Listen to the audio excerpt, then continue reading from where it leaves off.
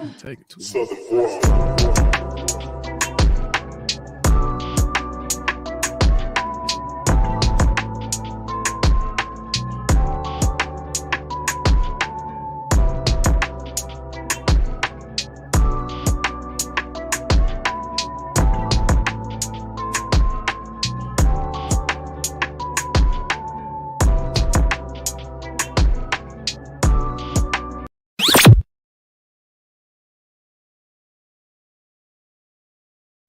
Oh, shoot. Okay. That was the delay. Hi, everyone. Welcome to another episode of Free Thinkers. You know who I am. Q, got Denise with me. Nikki will be in soon. And we about to have a good old conversation like we always do. So, Great. guys, keep in mind,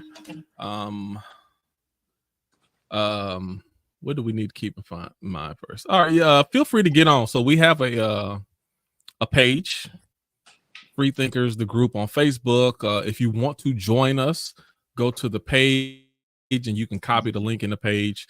If you've never been on StreamYard before, it's pretty simple. Just click on it. Just click on the link and it will direct you and you'll go into the waiting room and we'll let you in. So if you've never been on before, hey, be courageous, be brave, just jump on. But thank you for everyone who participates either on live with us or through chats or through comments. Even some of those people who troll us sometime with comments, we still appreciate those too. Interaction. Listen, all of that interaction helps with the algorithms. So even if you're saying some slick stuff just to be trolling, or you might try to say something to get under my skin, I'm cool with it. You helping the algorithms. I thank you for your attention. Listen, I'm being so serious with this, and I say that even from the podcast and even back when I used to do music. You don't owe us anything, not even your attention. So whenever you give us your attention, it is much appreciated because you can literally be doing anything else in the world at this time. So when you do comment and participate with us, much appreciated. So keep in mind, these are adult conversation, adult topics, some adult language. So just, depending on what your filtering process is, keep that in mind. And you may want to just watch, pay attention to where you're listening to this at. If you want to get on live, just make sure you have something to put in your ears or, something that we don't, that echo. We don't want to hear echo or something like that. So you just want to make sure that the sound is not bleeding into itself. But other than that, get on, like, comment, share, let us know that you're here. And we'll have good conversations. Also, if you have topic ideas, we are always open for topic ideas. Anything, we don't shy away from just about anything. And since with today's conversation, I can say we don't shy away from anything. So anything that you want to talk about, then we this is the place to make a conversation out of it, and we will have a good gosh darn conversation. So with that being said, Denise, how you doing? I'm doing great. Just glowing and looking all wonderful as usual. I got the ring light today, so oh. You know what? Is it the light or is it you? Which one is it? Is you helping out the light or the light helping you? Both. I think so. So Denise is on my favorite people's list. So oh yay! She's one of those people who can't really do no wrong in my eyes. Like, Denise ain't do that. You better stop talking about Denise. Leave alone. Lies, I tell you, all lies. How are you? I'm a little tired. I worked late today.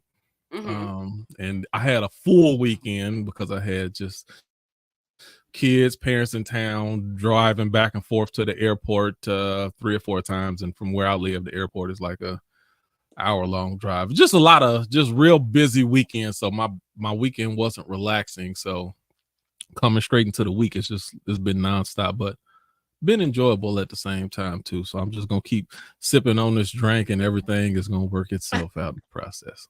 And I'm gonna keep sipping on this water. I'm on my healthy. I've turned over a new leaf. Hey, come March 1st, I'm a do some temporary health. I'm going back into it because I'm going on a cruise in April. So I gotta lose 15 pounds because I'm gonna gain it back once I get on the cruise. So yeah, I'm about to come March. I'm about to hit it hard. Whole month of March. I'm about to go in hard on it. Yeah. Okay, so let's get into it. So I wish there were more people on here, No, they'll but get it. they'll get here. They'll come. We won't drag it Mhm. on. What I want to start with is, since we're talking about religion, I want us to define religion. So Ooh. I have a definition here, and it states, Okay.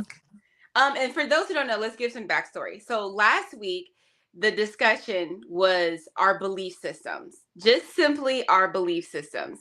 Nothing more, nothing less than our belief systems, but somehow it got into the topic of religion, which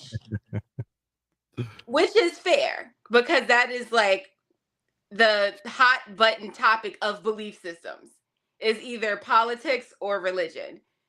And we'll get it. So, Kind of one and the same, right? we'll get into it. And that's why I wanted to get into the definition of religion. And so it got heated. People had, different ideas, and people were sharing, and it was all these things. And we're like, okay, well, we wanted to just focus on, hey, Ivory, we wanted to just focus on belief systems, but we could not get off the topic of religion. So that's why we're here today, because we're going to actually dedicate a whole entire show to just, well, I don't know, we may take it somewhere else, but we're going to dedicate it to religion Right. and things related to religion. So with that being said, I want to define religion. So there's two definitions. So religion, a particular system of faith and worship. That is the first definition. I'm going to repeat that. Religion, a particular system of faith and worship. That's the first definition. Second definition is this: religion, a pursuit or interest to which someone ascribes supreme importance. I'm going to do that one more time for the Yeah, go second ahead. definition. Uh-huh. Religion, a pursuit or interest to which someone ascribes supreme importance. And we're going to get into both of those definitions throughout this conversation. So, the first question that I wanted to ask is, do you Can you practice? do me a favor? Give me that first definition one more time again. Yes. The first definition is a particular system of faith and worship.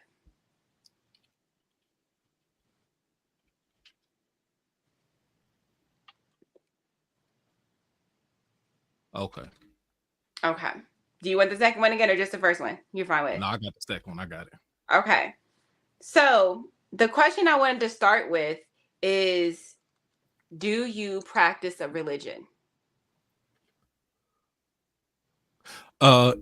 Yes. Now let me say it from a broad sense first. I believe everybody practices religion, because even my definition of religion, I stretch it out further than, well, it's important, but I don't think it has to be lean toward a deity or a spiritual organization.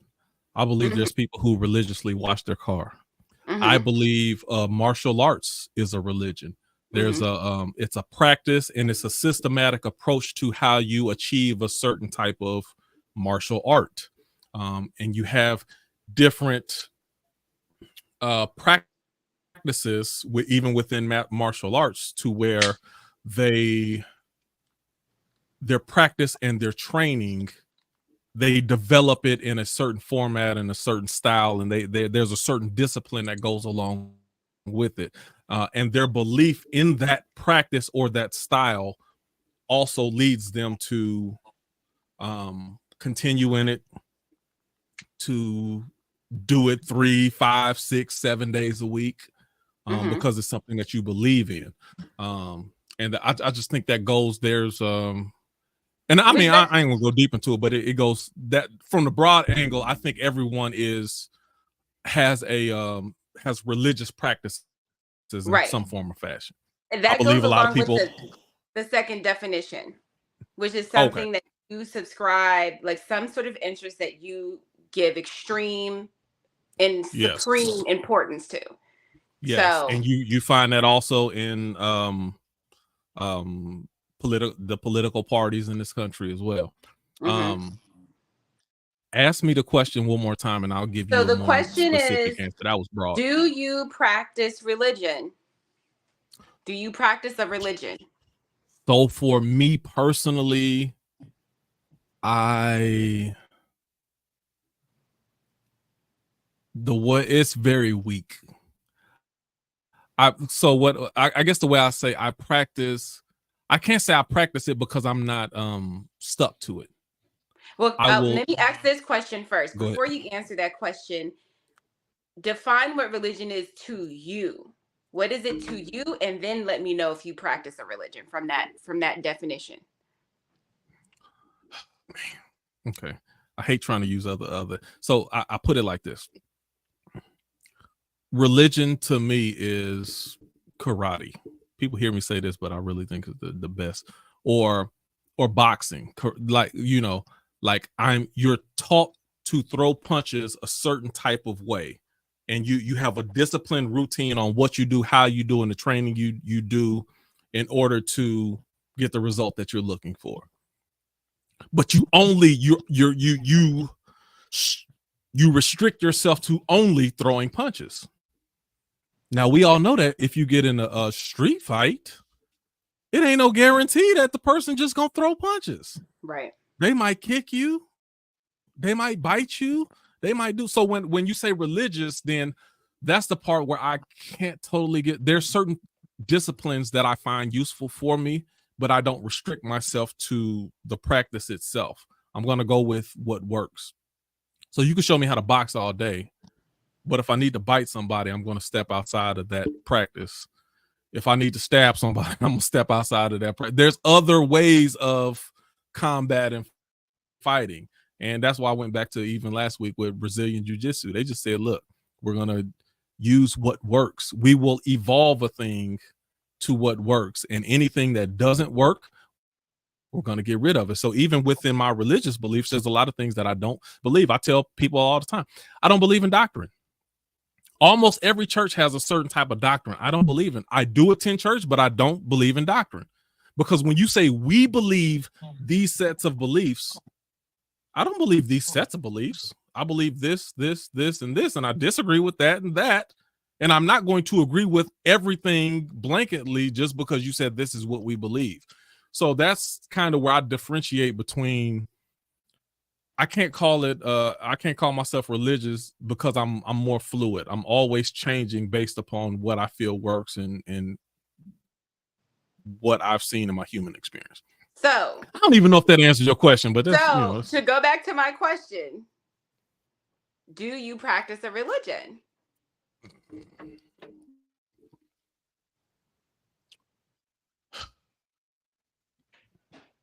It's It doesn't mean that this thing is the end all be all, but do you practice at all? Do you practice a religion? What's the Do you definition practice? again? So there's don't two think I definitions. do. So you don't practice a religion. I don't think I do. I don't think I do. Okay, so I'll give you Huguenon, I'll give the definition. There's two definitions. So there's one, a particular system of faith and worship. Do you abide by a particular system of faith and worship? No. Okay, Huguenon, no. Ivory. Nope. Yes. So Ivory, yes. Q. I don't think I do. Okay, you I don't can't think call you do. it. I can't call it that if I'm that willing to step away from that system. Like I'm willing to step away from the system at any point in time. So I can't call myself religious if I'm not committed to the adherence of that system. Okay, here's the next question. Same question. Do you have an interest which you give extreme or supreme importance to? Is there any type of interest that you have? Yes. Okay. You would say yes to Ivory? Q? Supreme. Say it one more time. A pursuit or interest to which someone ascribes supreme importance. You give supreme importance to this particular interest. Okay, yeah, I guess in that case. Okay, yeah. So, Yeah. okay. And you know what that What? is? It's What? free thinkers.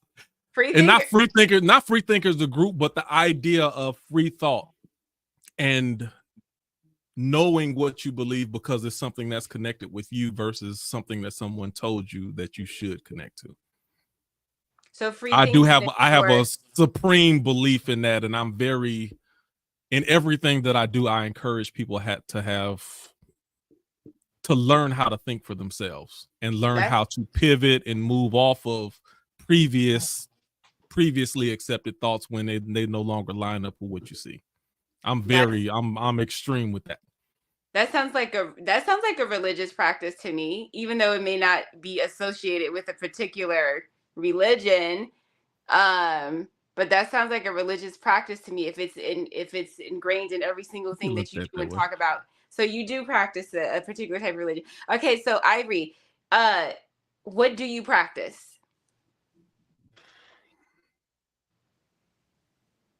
Christianity. Christianity.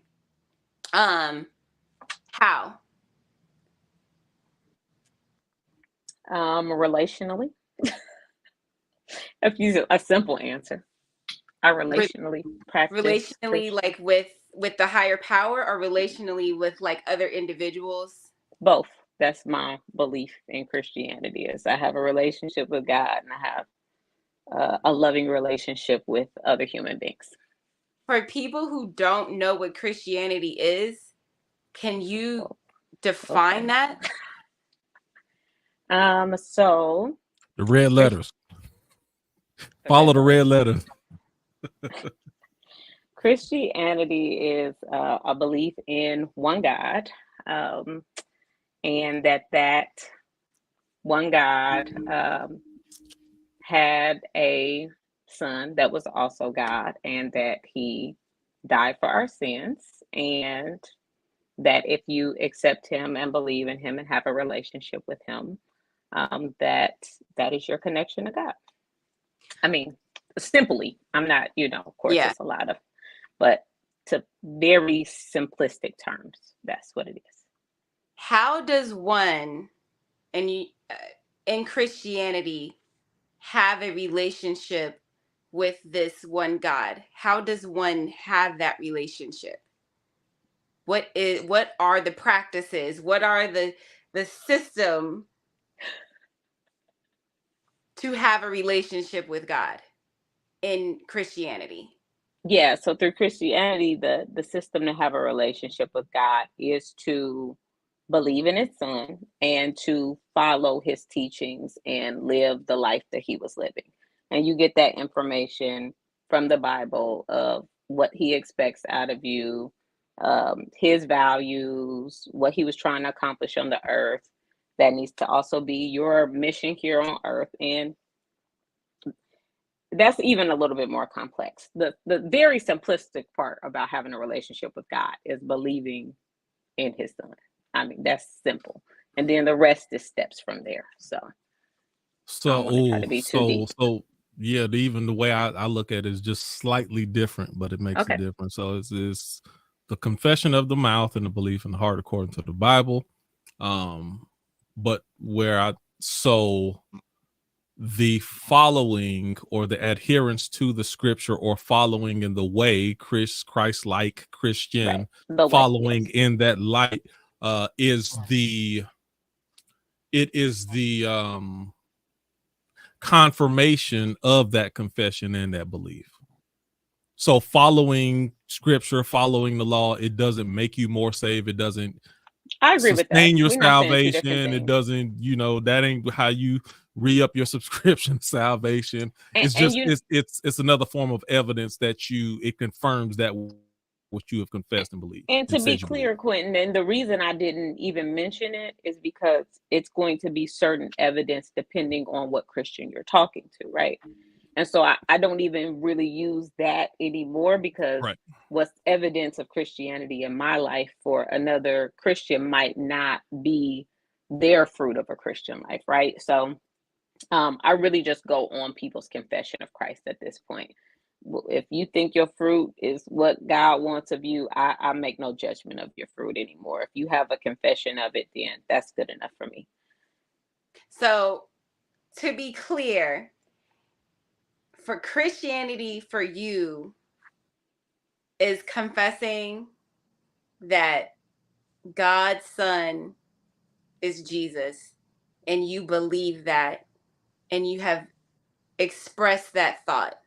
And from there, you have taken the teachings from the Bible and applied those teachings to your life. Yes. And therefore, that makes you a Christian.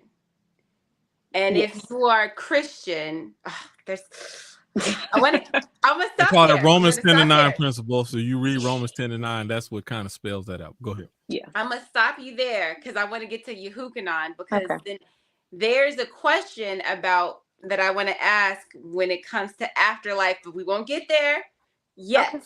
Hold on, but after Yehukanan answers, Denise, I want to hear your answer as well. You wearing two hats today, so remember that. Yes, you got to participate. Yes. Yehukanan, what you said? Precipitation is key. Go ahead. Reciprocation is key. You said precipitation. Go ahead. Oh yes, you said you do have a religious practice, correct? No, I said no. You don't have a religious practice. You said no. Yeah. Yes. Oh, I don't think I can ask you this question then. Okay, let's go to the next question, and then we're going to get into some more things. Do you have? What was your question? What was your answer, Denise? Oh, do I practice religion? Yes. Yes. So you sound like me now. Yes. You know what's funny? Because you be writing these questions up and you don't even be answering as you writing them. You like, now somebody asked me that, like I didn't think about what my own answer would be when it comes to that. But yeah. No, I just go straight off curiosity. Like I just go off that. Yes. The particular system piece is where maybe I'm wrong. But if we go to the second definition, which is like a pursuit of interest that I, subscribe or ascribe supreme importance to, I do have things that I think that are very important. And then I take pieces of a system and apply that thing to the thing that I think is important. But if it's one sole single religion, no, I don't. My way of life, I do use a lot of Christian principles. So I hope that answers the question. So do I practice religion? Yes. Not in a way that other people might practice it. So okay, my next question is this though, and then I want to get into some other things. Do you have spiritual practices? Particularly spiritual practices? Absolutely. I thought you was on me. You skipped right over me. No, I didn't. I asked well, no, at first when you said that you didn't you didn't have a religious system, then she said she didn't know if she could ask you that question. I guess her next question wasn't maybe applicable to you if you didn't subscribe to a belief system. Well, I told her to ask me anyway, but it's okay. I did, and you said you didn't. You said you didn't subscribe to one. No, you said you was going to ask me the question, but you weren't going to ask me, and then I'll say ask it anyway. So that was the question, correct? So no. What you want to answer, Yehukanan? Just no, hold on, Yehukanan. So I asked Ivory. Ivory said that she practiced the religion. So because Ivory said yes, there were follow-up questions. If you say no, there's no follow-up question. So the question that I then asked Ivory was, huh? I said, okay, respect. Yeah. So then because of that, then there's another question that I want to pose to the group. So then the question was, what are your spiritual practices? If you have, do you have spiritual practices? If so, what are they? Who want to go first? I'll go. I believe in okay, go ahead. I'm I sorry. believe in prayer. I believe in meditation. I believe in giving, not just from a tithing standpoint, but giving to the homeless, giving to the poor, giving to the needy, not only monetarily, but giving of yourself, giving of your energy, giving of your wisdom, giving of your experience, giving of your testimony. I speak in tongues. I attend church gatherings. Now I don't believe that's necessary per se. But the part I do believe is necessary is communing with like-minded people, whether that be at church or freethinkers or philosophical groups or whatever. Like whatever it is that you find value in, you need to commune with like-minded people. So those things. What else? And I believe too, just the basic. Even though I don't believe that the Bible is, I don't believe that the Bible is totally infallible, but I do believe that the principles of the Bible are designed to lead you to a more productive lifestyle and to keep you away from certain pitfalls that you could encounter if you don't adhere to it. So those are the things that spiritually, like to focus on the spiritual aspect right now. Praying, I pray, I speak in tongues, I allow the Lord to speak to me. What can you explain for someone who doesn't know what speaking in tongues is? Can you explain that to them? It's allowing, so if you accept the spirit of God that dwells inside of you, so there's God the creator. Ivory spoke about Jesus the redeemer, and then there's the Holy Spirit, which some would consider the sustainer, and the Holy Spirit is the guider that lives within you, that almost works as your conscience, works as your guide, works as your director in throughout your life, that will actually have you go different directions than you yourself would go. So there's certain things that I would say or that I'm prompted to do for another person that me myself I wouldn't care, but the God spirit inside of me will prompt me to do certain things based upon the spirit's desire. Now, speaking in tongues is one of those. It's one of the gifts, and it's also evidence of the spirit. But the Bible speaks of it like when you're praying and you don't know what to say, then the spirit will give utterance, and you will allow the spirit to speak on your behalf. So it will speak in an unknown tongue unless you have an interpreter. I ain't gonna get deep into that, but the spirit will actually, it goes back to the power of the words that come out of your mouth. And even when you don't know what you're speaking, the spirit will speak on your behalf. And that oftentimes will lead you to certain places. It will show you things that you yourself don't see. And it will deter you away from danger sometimes, or potential situations that you shouldn't be a part of.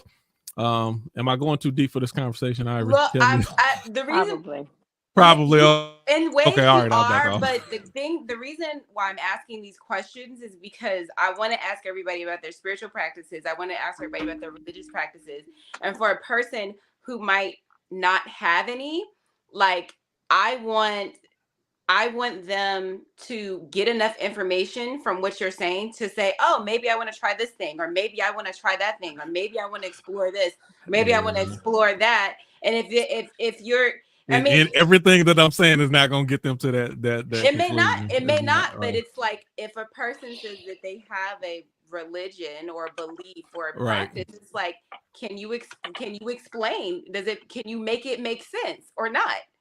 And so like that's to me where I'm kind of testing you guys is, can you make it make sense? But we'll get So into okay, that. so let me try to make it make sense in this regard. Like some people who are even metaphysical, when they talk about opening their third eye or opening their pineal gland or using certain hums and chants to open another realm or different level of awareness that they themselves don't have on this earth, it's something similar to that.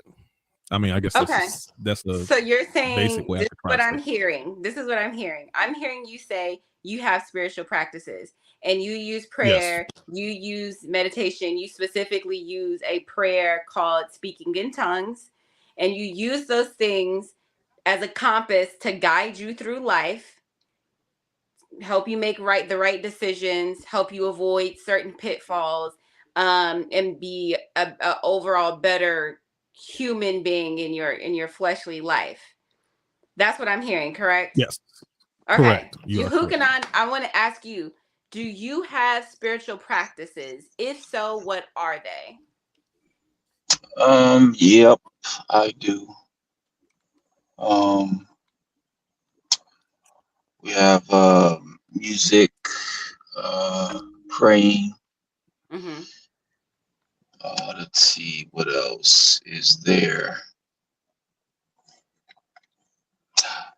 A lot of the stuff deals. Meditation is another one. Meditating. Study is another one. Study is another form of like a. What do you study? I study the scriptures, what the world know as the Bible, but I particularly, I would say in this case, practice as far as on a spiritual element, the laws of Moses. The people know what the laws of Moses, but it's called the Torah. The Torah. Okay, so Torah is associated or affiliated with what? Most people would affiliated it with Judaism, the faith of Abraham, which is the basically the progenitor, not the progenitor, but yeah, the progenitor patriarch of the faith, because it started with him, and then it kind of carried on down all the way down the line, the lineage, from King David all the way to the Messiah. So there are similarities there as far as that part of the belief with Christianity, but the ideologies are different. So to be clear, you don't consider that like a religious practice? You don't like affiliate yourself with any particular religion? No, because it's a lifestyle. So it's the way you live, the way you conduct yourself, or the way you conduct yourself with other people. So it's like a cultural construct as far as how to be separate from those who do things that are maybe I would say, I'm sorry, hold on. Mm-hmm. Close your door. For those, no, this, I don't have my seatbelt on. For those individuals, Click it or ticket. Click it or ticket. I'm actually trying to park, but those who are like that are with the norm. So what's we kind of like the norm as far as like everybody that's doing practically the same thing or similar thing, or I'll say the same thing in this case. Like religious norms or like everyday life norms? Like, what do you mean? So on this particular topic, religious norms. So it's kind of like separate from that. Or like, what do you mean by like? I'm just asking for like clarity because I'm going to ask you some more. Yeah, that's fine. That's fine. Like, that's fine. So like if you want clarity, norms, like the Christian norms is what you're speaking to. Yeah, like the Christian norm or the Islamic norm or the Buddhist norm or the Muslim norm, even though they all share similarities, there's a complete separation from that. So the practice, there may be similar practices, but the way it's being carried out is not the same.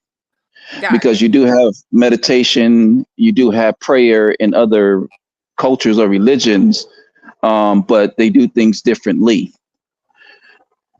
And some people may think that what I practice is not unique, but I believe that it is. So wait, so hold on. So you do practice something. Well, yeah. So practice entails you perfecting a craft, like, for example, basketball or football. Right. You practice whatever element of that sport to master the craft. So if what I'm doing is mastering the craft of how to live on the earth, that is basically what I'm doing. So I'm becoming a master of this craft, per se, if that makes sense. Got it. And that's why so like you don't have a name for it. You just say, I am mastering the craft of life. That is what you practice.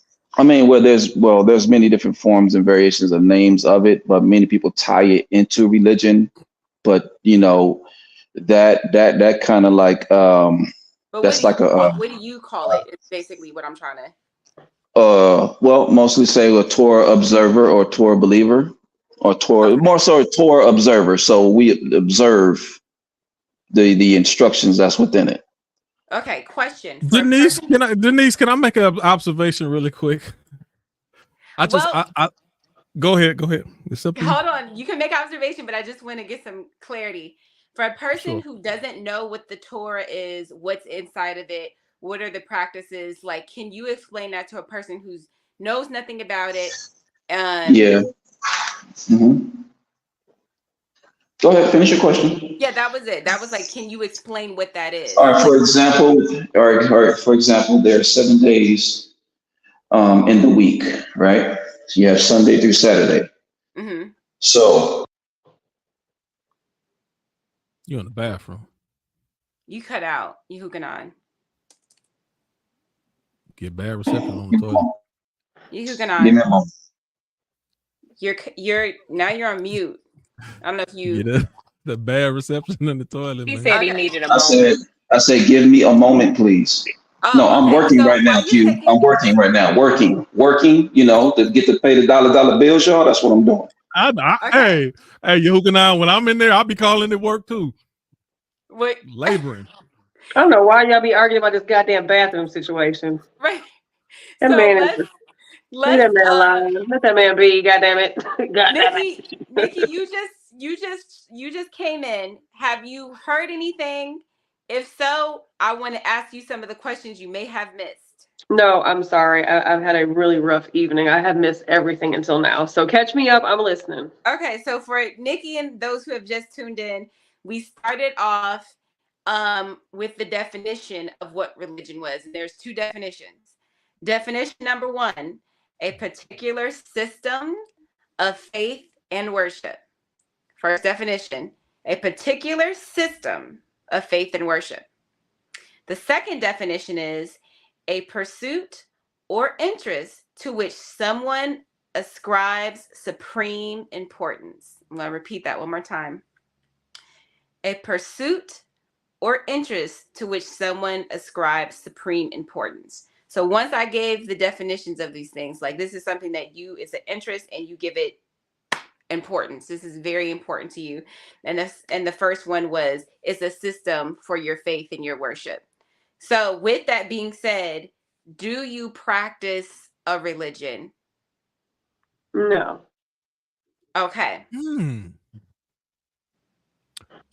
wouldn't call your work let me ask you, you wouldn't call your work you don't think your work will fall under that category? No. Okay. In the first, where do these definitions come from? Oh, this is just Google.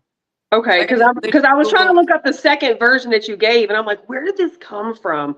Tell me what the second one is again. It's a pursuit or interest to which someone ascribes supreme importance. So a particular interest that someone gives extreme or supreme importance to, like this is a very important thing to them. So that's more like religiosity, right? The routine in something for something, I guess it is. Would you say supreme importance? I would say. So I think Okay, so I think of religiosity maybe as that, because to me religiosity would be like the acts of ritualistic things that a person does because of whatever this supreme thing is, right? And tell me the first one again. And then the first one is a particular system of faith and worship. No, I definitely don't think so, Q, because I don't have a particular system of faith or worship. I mean, I know that me calling the higher power is simply because I don't think that we just appeared from thin air. Like, I don't know what the story is behind where we come from, but I don't think that we appeared from thin air. No, But, Nikki, I was referring to your occupation as far as a 12-step programs. right. Like So in that, with that parameters around a higher power, right? Now, within the 12-step program, generally you're asked to believe in God. I wasn't raised that way. I was raised in the 12-step family, but it was always allowed for us to be God as we understood him or her.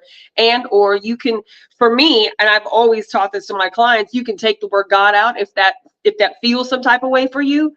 And it can be higher power, it can be universe, it can be whatever you feel as though you may subscribe your energy, wherever you may get your energy from, or whatever you talk to at night, whatever whatever that may be. I don't know if it's a tree or it's a person or if it's 19 different gods. I don't know, right? So for me, the way I've gone into this in my professional career, but also as just a regular human, is whatever works for you, right?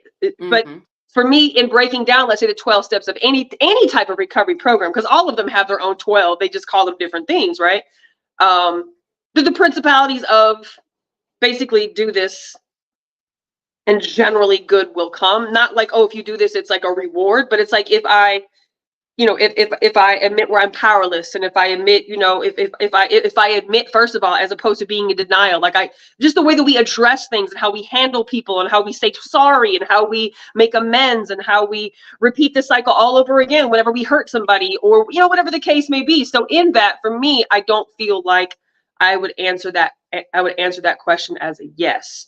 Now, there are some people who are heavily involved in 12-step programs who would absolutely say yes. And that's one of the differences in my way of therapeutic healing with people that are struggling with, substance abuse and mental health, is looking at it as way bigger than God, if the God word might be a barrier for you. Right. I was just saying that I guess it's all a matter of your perception, but at first I said I wasn't religious, but then I looked at myself as like, I could see myself as being religious, but from a more of the free thinker standpoint, where I find I have a strong passion for people to think for themselves and not just be told what to do. Like, so even when they ask me like religion from a church or a spiritual standpoint, I'm like, no, but from even from free thinkers, like, yeah, I am passionate about this and what I put into how people think and how you formulate your opinions and what's your basis for. So I mean, it's just the way that you look at it, that's all. But so based on the second definition, Q says he has a religion. Based on the first definition, which is the one about the system of faith and worship, he says he doesn't have one. My question to you, Nikki, and then we're going to hop back over to Yehukanan, and then I want to hear from Ivory as well.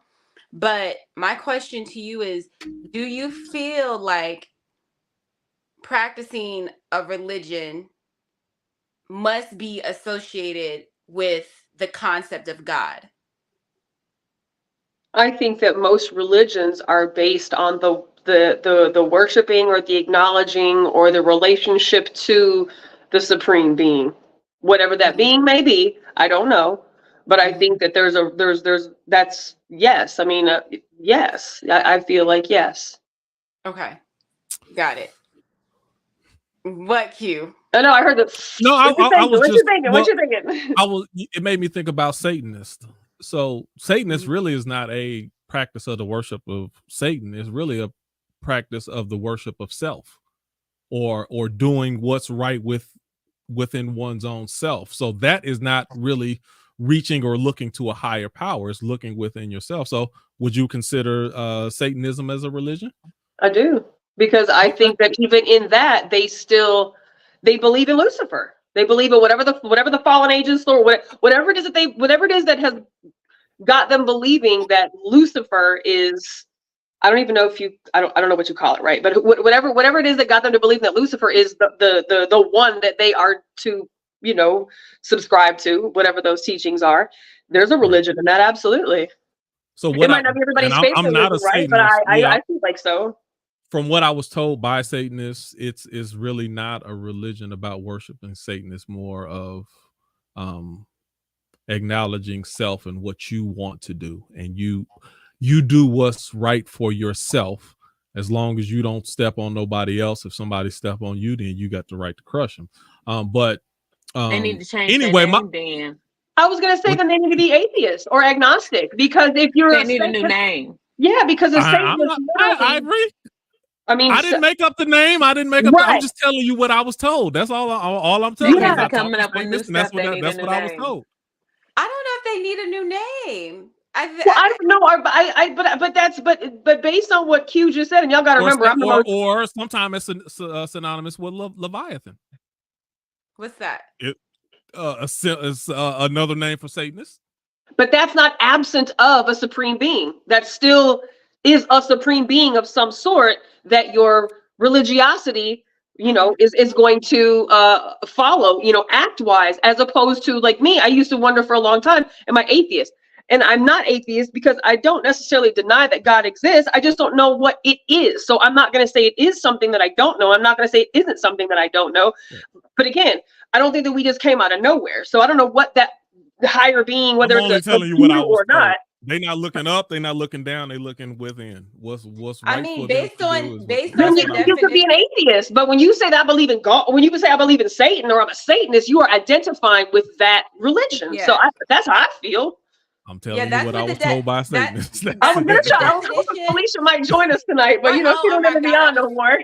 I was hoping Felicia would join so bad. Like, Felicia straight up changed my life. Yeah. Like, because meeting her and then like me thinking about like what is a Satanist, or like what type of person would that be like? And she was like the most down to earth, peaceful, calm, like person that I ever met. And I was like, oh, okay, this just totally shifted how I judge people. And everything that you were taught, everything that you were taught about those people, right? Right, exactly. It shifted a lot of things. So, okay, so we're there, but I want to get back to Huguenot, because I don't want, Huguenot felt left out, but because I want to get clear on what these things are, because again, like I want to approach this from the standpoint of a person who is completely knows nothing about religion and is maybe curious and wants to explore some things. Like I want them to, that's me for a lot of my life. I want them to have some information that would maybe even make them curious. So Yehukanan, back to what you were saying. You said you don't practice a religion, but you have a particular walk of life that you adhere to. Way of life, yeah.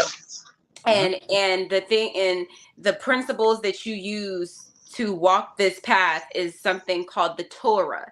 And the Torah consists of what, for someone who doesn't know? Okay, for the record, I'm delivering Amazon Flex packages, and I'm not in the bathroom. For the record, you ain't now. We can tell the difference. Yeah, I can tell you. For the record, all right. Here's one example. So one example is the Sabbath. So in Genesis chapter 1, 6 days of creation took place, and then on the seventh day there was a rest. People are familiar with the narrative. 6 days I'm sorry. No, there was 6 days and there's rest on the Sabbath. So when you go to Exodus and you go into the Big Ten, as everybody like to call it, they say, you work for 6 days and you rest on the seventh day. So that blueprint was implemented in the creation week.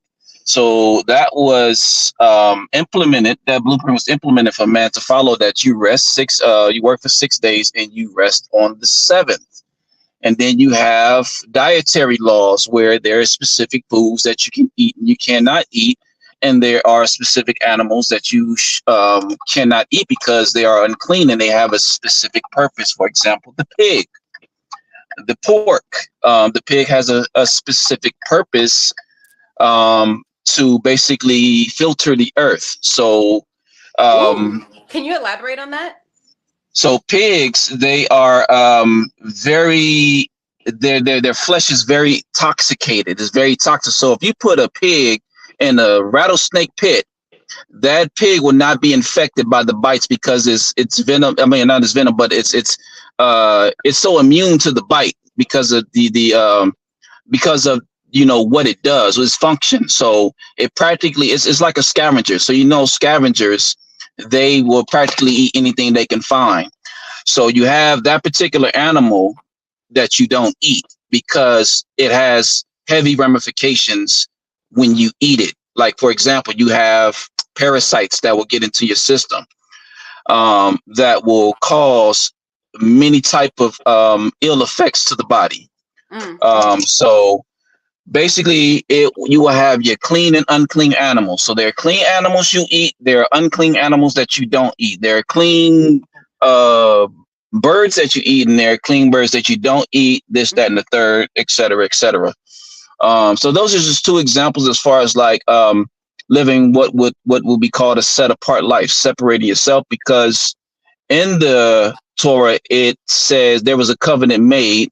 So the children of Israel were chosen to be a nation of kings and priests. Can you explain what a covenant is to someone who doesn't? So a covenant is an agreement between two individuals. So if I make an agreement with you and we shake hands and we create a document, we give the terms of that document, we sign the document with a witness signing in as well, saying that I've seen as I'm there, basically the mediator, if you will. That is a covenant. That's a contract. Yeah, that's a covenant is basically a contract. Okay. So it's a covenant between two parties in layman's terms. Okay. So back to the story at hand. Oh, you talking to me? Yes. I'm sorry. I thought I was done. So those are just two examples as far as like well, you were going into the children of Israel, and there was a contract between the children of Israel and another party. Who was the other party? The Most High Himself. Okay. Or a contract between God and the children of Israel. So basically, the people of Israel and God had a contract, and the contract was what? What I just described, the Sabbath, and the dietary laws. So it's like when you get married, because that's basically what it was. There is a specific, well, the way it was supposed to be, or way it was done in that culture, the ancient Near East culture. There were a specific set of things that the husband was going to do, and there was a specific set of things that the wife was going to do. Now, the husband will present that to the wife, and the wife can either accept it or reject it if she agreed to the terms of that contract. So if the contract is breached, then we have a problem, because you basically vow to do whatever is written in the details of that contract. So the Torah is basically the contract between the deity that people know as God, the God of Israel. I would say that to make it more relatable to the folks, because I can use it like a Hebrew term, that was made to the children of Israel. So the children of Israel were agreed to these particular set of guidelines that they were set to follow. And one of those things was the ones that I just mentioned, dietary laws and the Sabbath. So this is what I'm hearing you say. You don't practice a particular religion. You follow the guidelines from the Torah, because that is the contract that you made with the Most High. And if you follow these principles, then what? There will be blessings. There will be blessings. So you follow these principles, you adhere to the contract. Hey, I can't eat pork. I can only work 6 days a week. And some of the many things in the Torah. And if I do that, then I will be blessed. And that's pretty much how your practice that's the thing that you practice. Is that what I'm hearing correctly? We can't hear you, Huguenot. Okay. So, I just wanted sorry about that. Whenever, because I'm working, so I'm trying to flip through. I'll give you an analogy with parents and children. So everybody on this panel are parents, correct? No. No? Okay. Well, most of us. Okay. I would say. So when you have children, you give your children a specific set of instructions. Now, depending on how you parent your children, like for example, don't touch the stove. It's hot.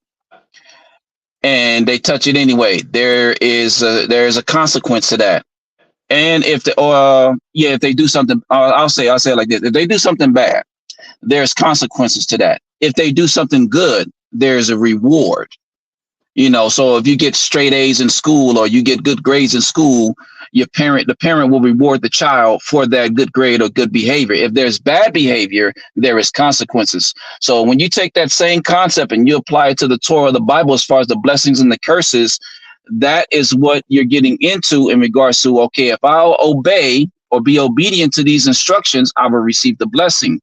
If I be disobedient, I will receive the curses, which is discipline. Does that make sense? Yes, it makes sense. Okay, so we have a few things going on. We have, for those who are just tuning in, I gotta deliver some packages, so go on to the next person. I am. For those who are just tuning in, I've asked everyone, do they practice a religion?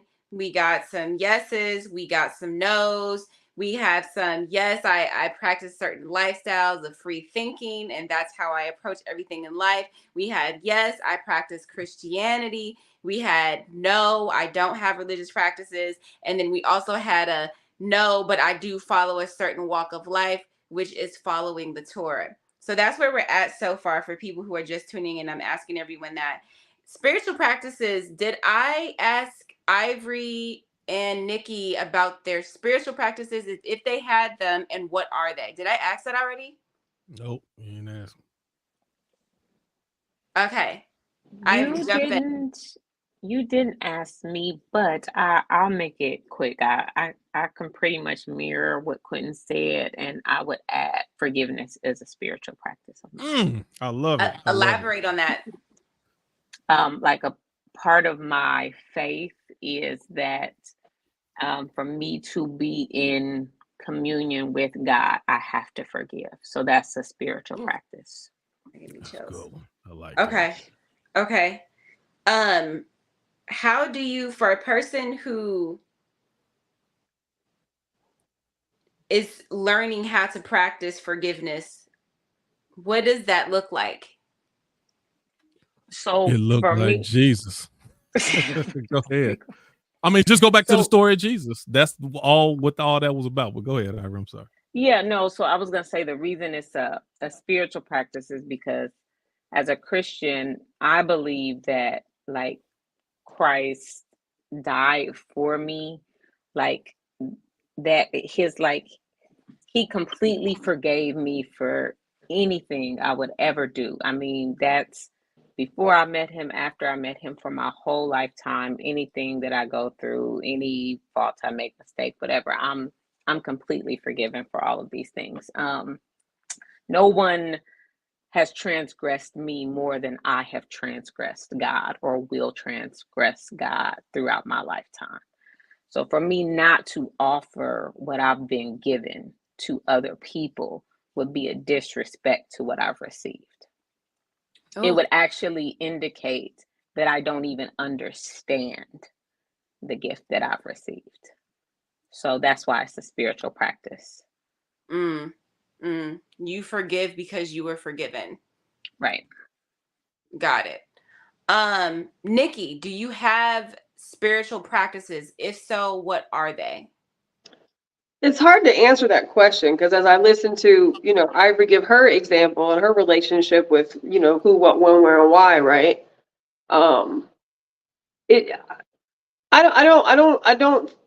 Do I have a spiritual practice? I don't think so. No, I don't have a spiritual practice. I have a belief that if you, and I've said this a million times, if you do good and if you do right and if you do honest and if you do kind and if you do moral, that usually works out for you. Like somebody have posted to the spirit. That's my favorite. Somebody have posted recently something like, Earlier today, actually, it was like, you know, when you got good things going on in your life, do you feel like it's important for you to go put out good? And my response to that was, I actually live that the opposite way. I just put out good.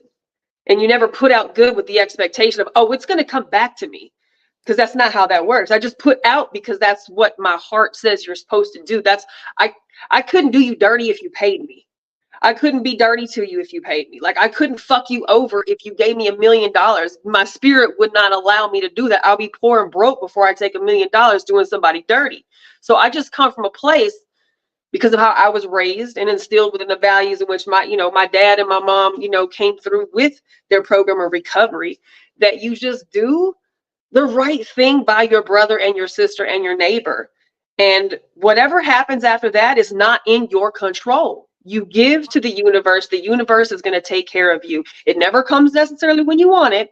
And that's the struggle I'm going through right now. But I know if I stay devoted to doing what is right in my spirit and living right and doing right, I'm going to be okay. And I can say that for 100% certainty, because I shouldn't be here today. I shouldn't be okay. I shouldn't have some of the things that I've had in my life based on the struggles that I've gone through. I should have been collapsed a long time ago. But something always picks me up when I need it and carries me through to the next fucking challenge. And in that time, I remain solid. I remain good. I remain honest, and I remain ethical. And I don't have nothing to worry about, but you can't not feel the feelings of fear and worry and scare and all those things, right, when you're in those times of uncertainty. So I don't think I have a spiritual practice, because I don't do certain things because you're supposed to. I just do certain things because it's what's right to do. So I don't know. I honestly felt like maybe I need to look up the definition of spiritual practice first to see what it actually says, right? To see if I can answer that question more. But the things that I do are with absolutely no expectation of anything in return. Not eternal life, not, being born again, not anything other than just you fucking water plants and they will grow. You plant seeds and they will blossom. And if they don't this season, maybe they'll come back next season. Preaching. This is I wanted Second Corinthians, you already on Denise. Some plant, some water, God get the increase. Go tell ahead, me Nikki. whatever you want to. I answer to a lot of things, but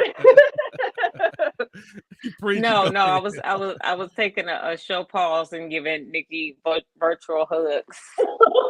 Thank you. I'll take them all too. I was trying not to cry. I was like, I know, me too. I know, Mama. I'm giving you all the hugs right Thank now. you. I need them. I'm taking all of them. And whoever is fucking texting me right now, telling me they like my shirt, who are you?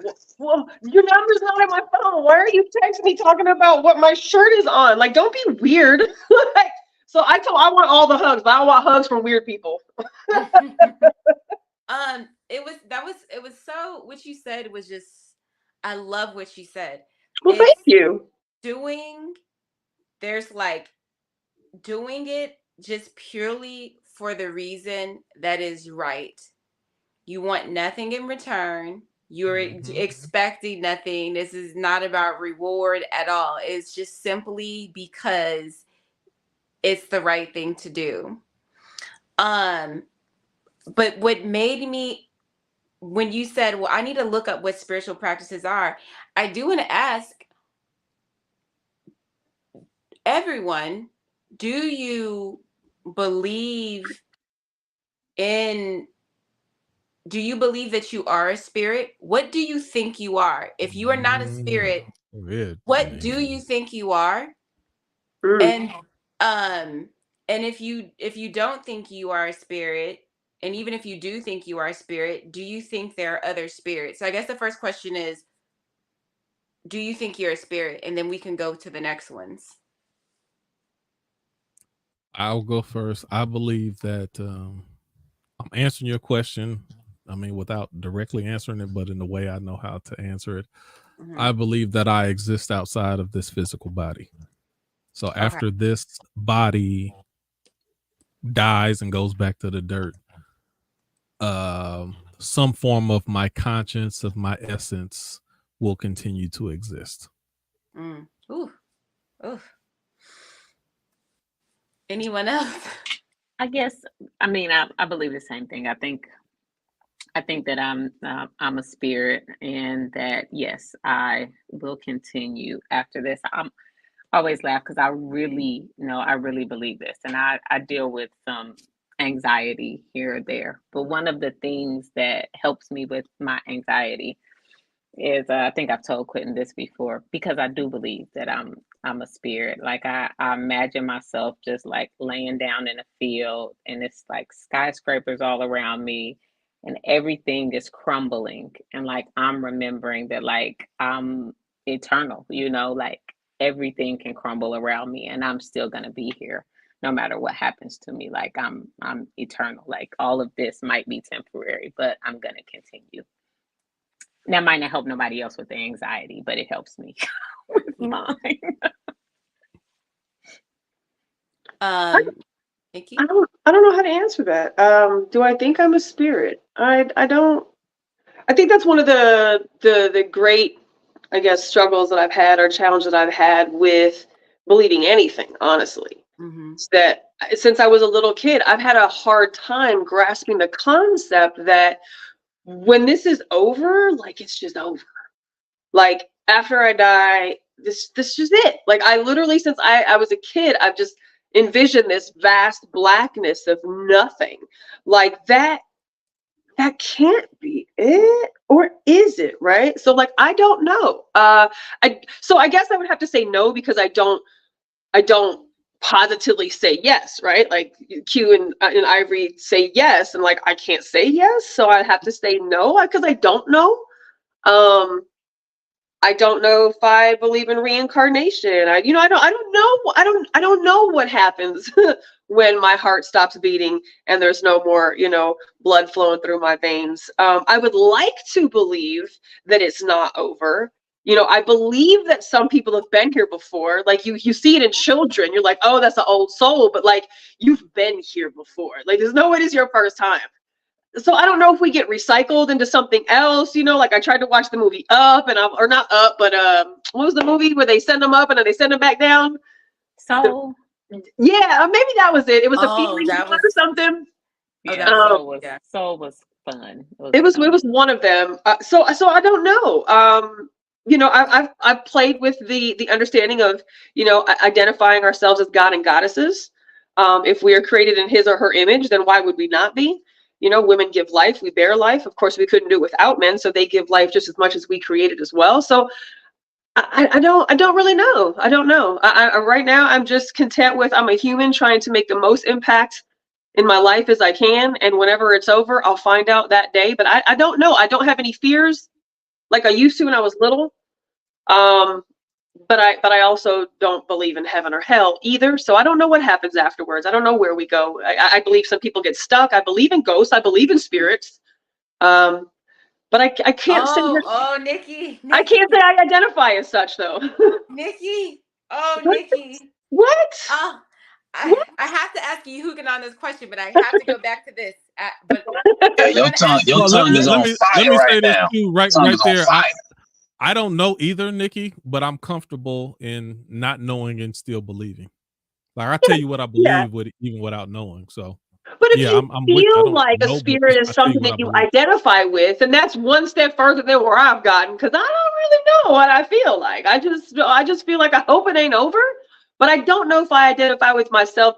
I call myself a spirit when I talk about people. I call people spirits, but I think that's just my synonym for being a human being, right? Like instead of calling people humans, I call people spirits. But it's the essence of who a person is, and I believe energy never dies. So dang it. All right, I'll let you. I feel like I'll let you go, Denise. I got a question, but I'll let you go, Denise.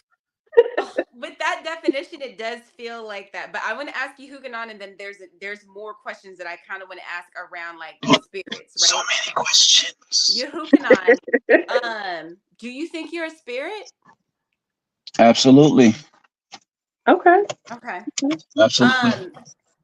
I got a question. I'm gonna write a question down, but I got a question too. You want me to elaborate? You want me to leave it there? Leave it there. Sure, elaborate. Okay, so this is my perspective of my position. So our earthly bodies house breath, or what would the Bible call spirit.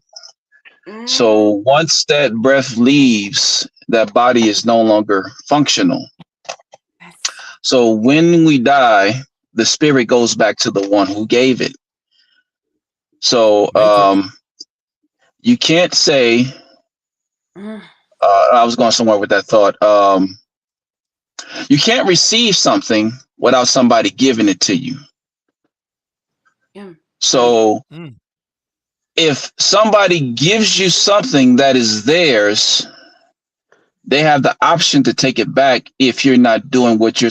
I'll put it to you this way: preserving what they gave you, like a gift, or a wife, or a husband. If you don't preserve the marriage or something that holds a great value, it can be taken away. And I'll end with this. Christians can relate. The Lord giveth and the Lord taketh away. And they say it usually every time when somebody passes on to the next world. But in a nutshell, there you have it. Okay. Yehukanan, I agree with what the context and what you're saying. I agree with it, but just the statement itself. You give me something, that don't mean you can take it back from me. Like, nah, you gave me this. It's mine now. But in the context of what you're saying, I agree. But I don't think that statement goes across the board. So that's my free thinker brain. Like, nah, you give me something. Don't come back asking for it back. You might not get it. So okay, so I have a question based on what Nikki was saying. Nikki said, I don't associate with the spirit, but I do believe in ghosts and I do believe in spirits. What do you think ghosts and spirits are, if not previously in this form? Do you think that a ghost and a spirit is just like, that's its form, that was its first form, and that's it? Do you think we take on different forms? Like, or do you think this is like a ghost is totally separate from a human, what a human being was or is? Is there any affiliation? And let me tell you what I've heard, and this is what I've heard people who've said they've gone, and I believe it because it sounds right to me.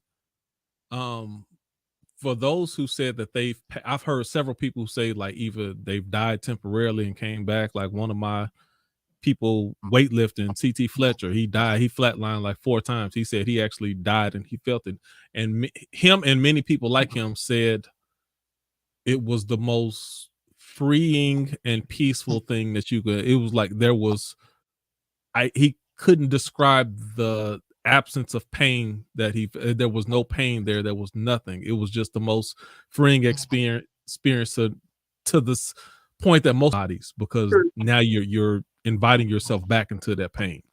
Ooh. So and other things that I've heard, because I've watched different documentaries and testimonies. A lot of people talk about you, like even Yehukanan, you're going to reconnect back to your creator.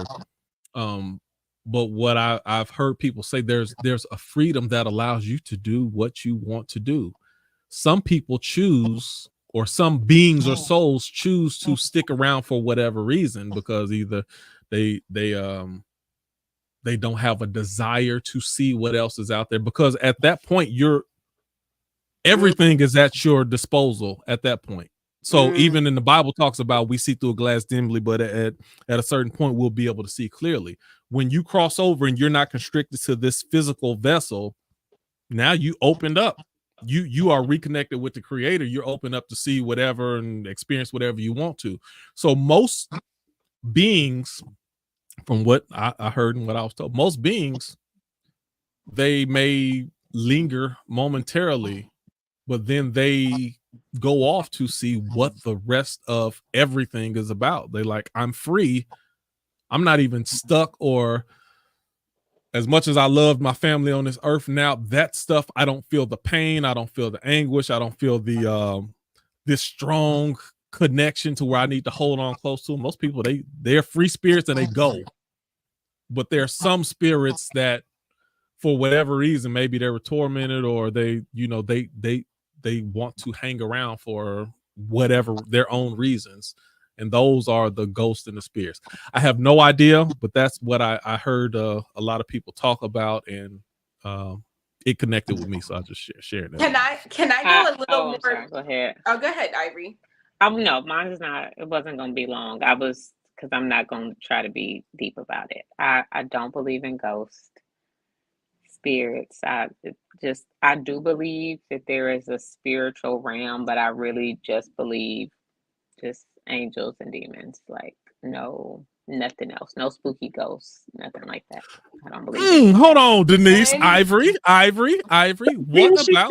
But didn't you say you were a spirit? But let me. I'm going here. Well, in that case, I believe what Yehukanan said. So Ivory, let me ask you this: that belongs to God. So I'm gonna go back to the story in the Bible about Saul.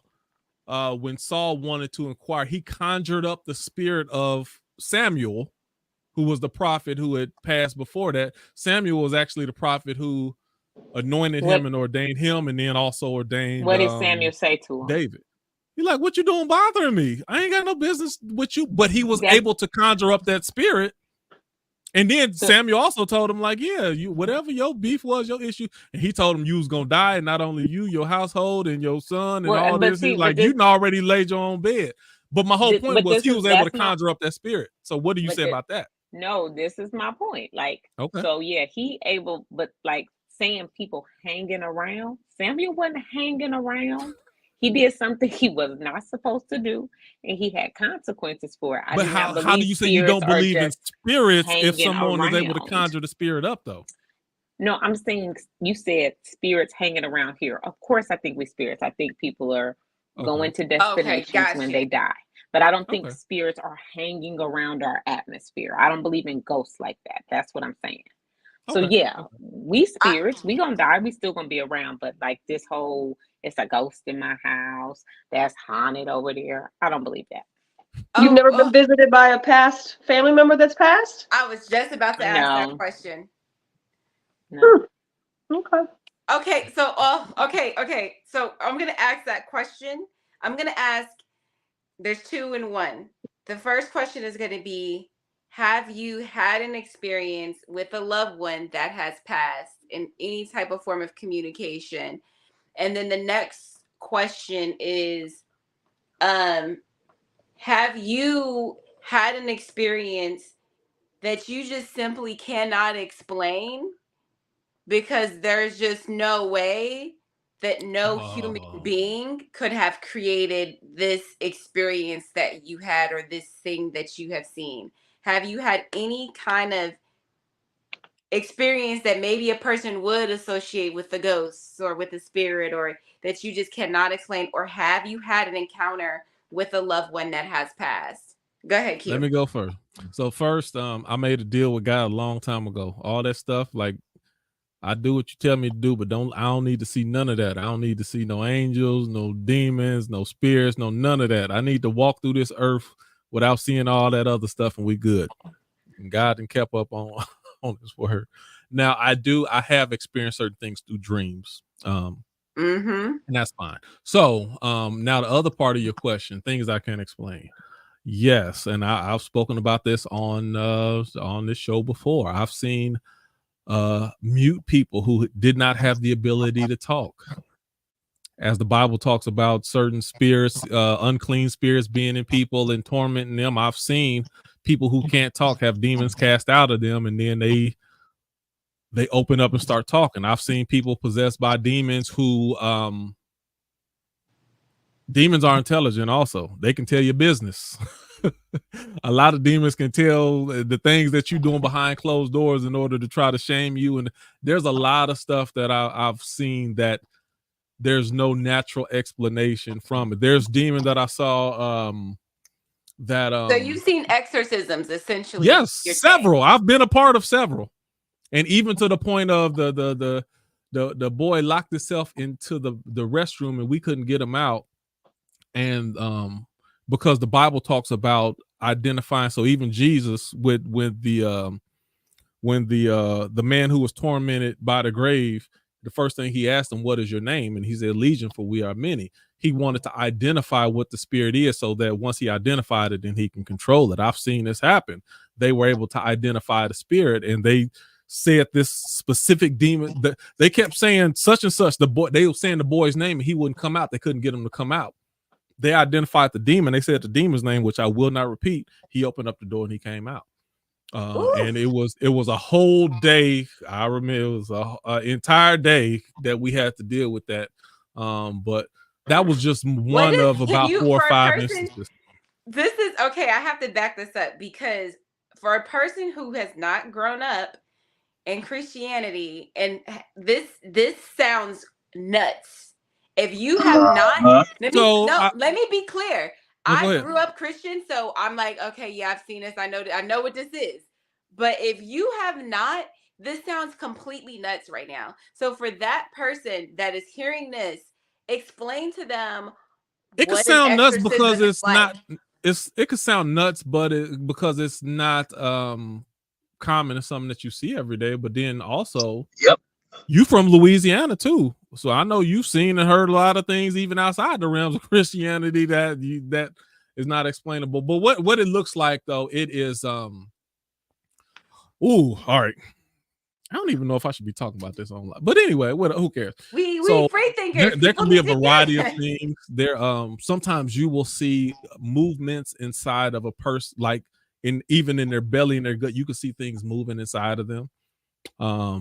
There's a change in vocal inflection. You can hear between the person talking and the demon talking is 2 different things. And you know the like difference. Selah. Now, this is my story. This is my story. Trying to be serious. So, I am even serious. with, okay, well, let me finish what I'm saying. So you can give your thing. So it's there is a unclean spirit that is tormenting them, but this is a person at the same time as well. So people who know how to deal with this,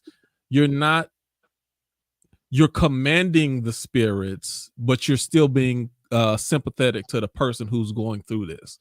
So it's a lot of, and they get tired because they're not sleeping. You want to give them water. So there's a shift between you dealing with the spirit that's in them and you dealing with the person that's being tormented. You have to be sensitive to the person at the same time.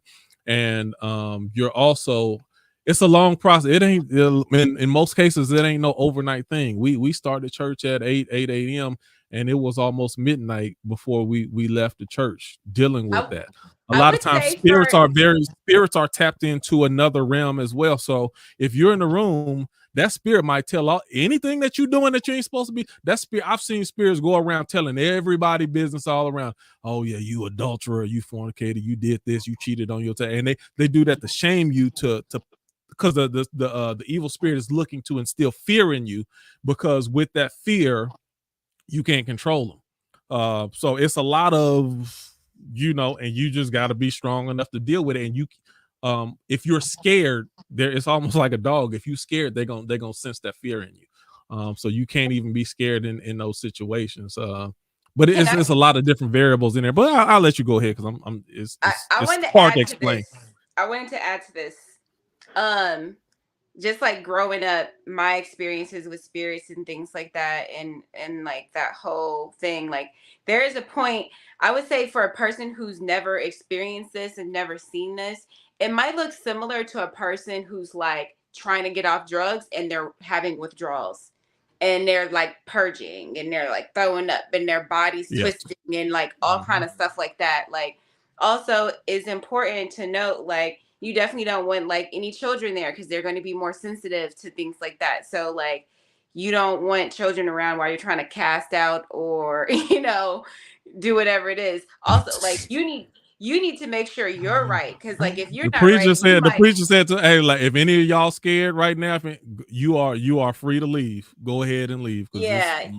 Being scared, because it's also not only that fear, you open yourself up to have those spirits invade your person as well. So go ahead. I'm sorry.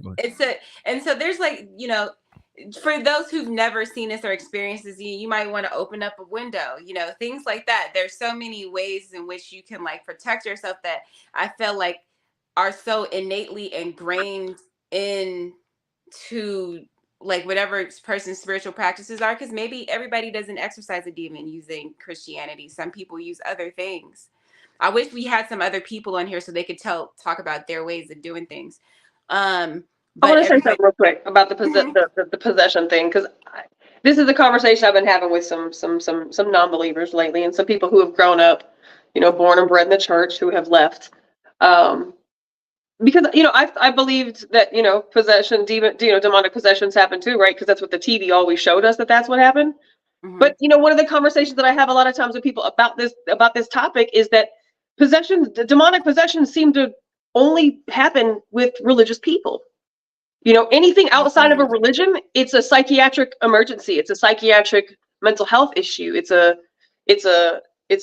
chemical imbalance. It's a neurological issue, right? Like and I'm not saying it is or it isn't. I'm just saying, for me, the intriguing part is that demonic possession is something that is, clearly a tool that's used in all religions. Mm-hmm. And that seems to be the only people that this happens to. So for me, the whole conversation about demonic possessions and spirits, like, those aren't even the same thing. I believe spirits, I believe ghosts, but demonic possessions, I don't know. That's not to say that the experiences that Q has maybe witnessed or anybody else has witnessed are not true, but it only seems to happen to religious people. So how are only religious people being possessed? Why do non-believers not seem to be possessed? Well, I'll tell you that the demons inside of a person, if they're not agitated, then you won't see it. So what happens is, oftentimes, and even the people that I'm talking about were not necessarily what a person would call saved, or and they may have visited the church. They was church folk, right? But yeah, they're not always church people. So that's what I'm saying. But why would they go to a church if they what led them to a church setting though? Then how did they get there? Parents, uncles, aunts, a lot of people. Somebody in that system, somebody within the system, let me knew to take them to a church. And the black church is as much the history. Look at the history of the black church. It's as much cultural as it is spiritual. So you have some people who go for spiritual reasons, and you have people who go because Big Mama go. That's right. Why churches will tell you the most packed time on of the year is on Easter. Like 75% of the people who come to church on Easter are not churchgoers. So you'll find they're going culturally because of the connection that they have with other people, because that's just something that they feel that you're supposed to do. Now, only other thing I will say is, I've also dealt, and I have people that we all know who have dealt with mental breakdowns and issues that were not demon possessed issues. And I've been there step by step with them too. And they will tell you that I walk with them every step of the way. And they slept on my couch for many days and just a whole lot of other stuff. I know the difference, and it ain't the same thing. Well, let's say this too. I want to be fair to Nikki's point as well, though, is that historically, I think sometimes the church has gotten it wrong when people are just dealing with. Now, again, I'm with Quentin. I've seen both. So, but there are situations where people were just legitimately dealing with a mental health crisis. And the church labeled it as them dealing with demons or being possessed. And now as an adult, I can clearly say, if y'all don't get them some medication, like, come on, this is ridiculous. So I'm not saying that doesn't happen, but I've definitely seen both situations happen. So I'm saying, Nikki, I think both things can be true at the same time. I do think it is some truth in what you're saying. But there are actual situations of demon possession too. So yeah, that was such a good. Ivory, should I be talking about this? That demon possession is heavy. It's heavy. Yeah, I'm trying to get I'm trying to get some feedback. Was like, should I really even be talking about this? So what concerns you? Like, are you opening the door? No, it's not about opening the door, but it's like, there's certain things like even, you know, the questions, all the questions even that you have are valid. And there's some things that Very valid. I talk about or explain that nobody's gonna get it unless you experienced it. Of course. Either you So can that's just call another me thing. crazy if you want to, which I'm Yeah, fine with. right. But if you was there, Ivory, for a couple of those things I was talking about, you were there, and you Yeah. know it ain't no other. Right. But if you weren't know there, it was what it then was. it probably just sounds crazy. But So I if you understand. weren't Right, a religious exactly. going, if you were not religious going people and bred and born and bred in a church, you might not ever associated that with a demonic possession, as opposed to this person lost their goddamn mind. What is going on with this person? The spirit So what is happens is there's an ailment in this person's being, because this is, it could be a schizophrenic outbreak, could be all kind of variety of things. If you didn't know it was called demonic possession, you would have found something else to call it. if you didn't know, but what I'm saying, that's why I said I probably shouldn't even be talking about No, this. I love the But conversation because most people won't talk about this. People who are versed and accustomed to dealing with spirits like that, they know how to call them out. And by the way, those spirits respond. That's sure. When somebody tell the devil and they say, "I don't want to come out," it's a totally different thing. I've been in spaces with people with multiple personality disorders. I mean, it's there. I believe it.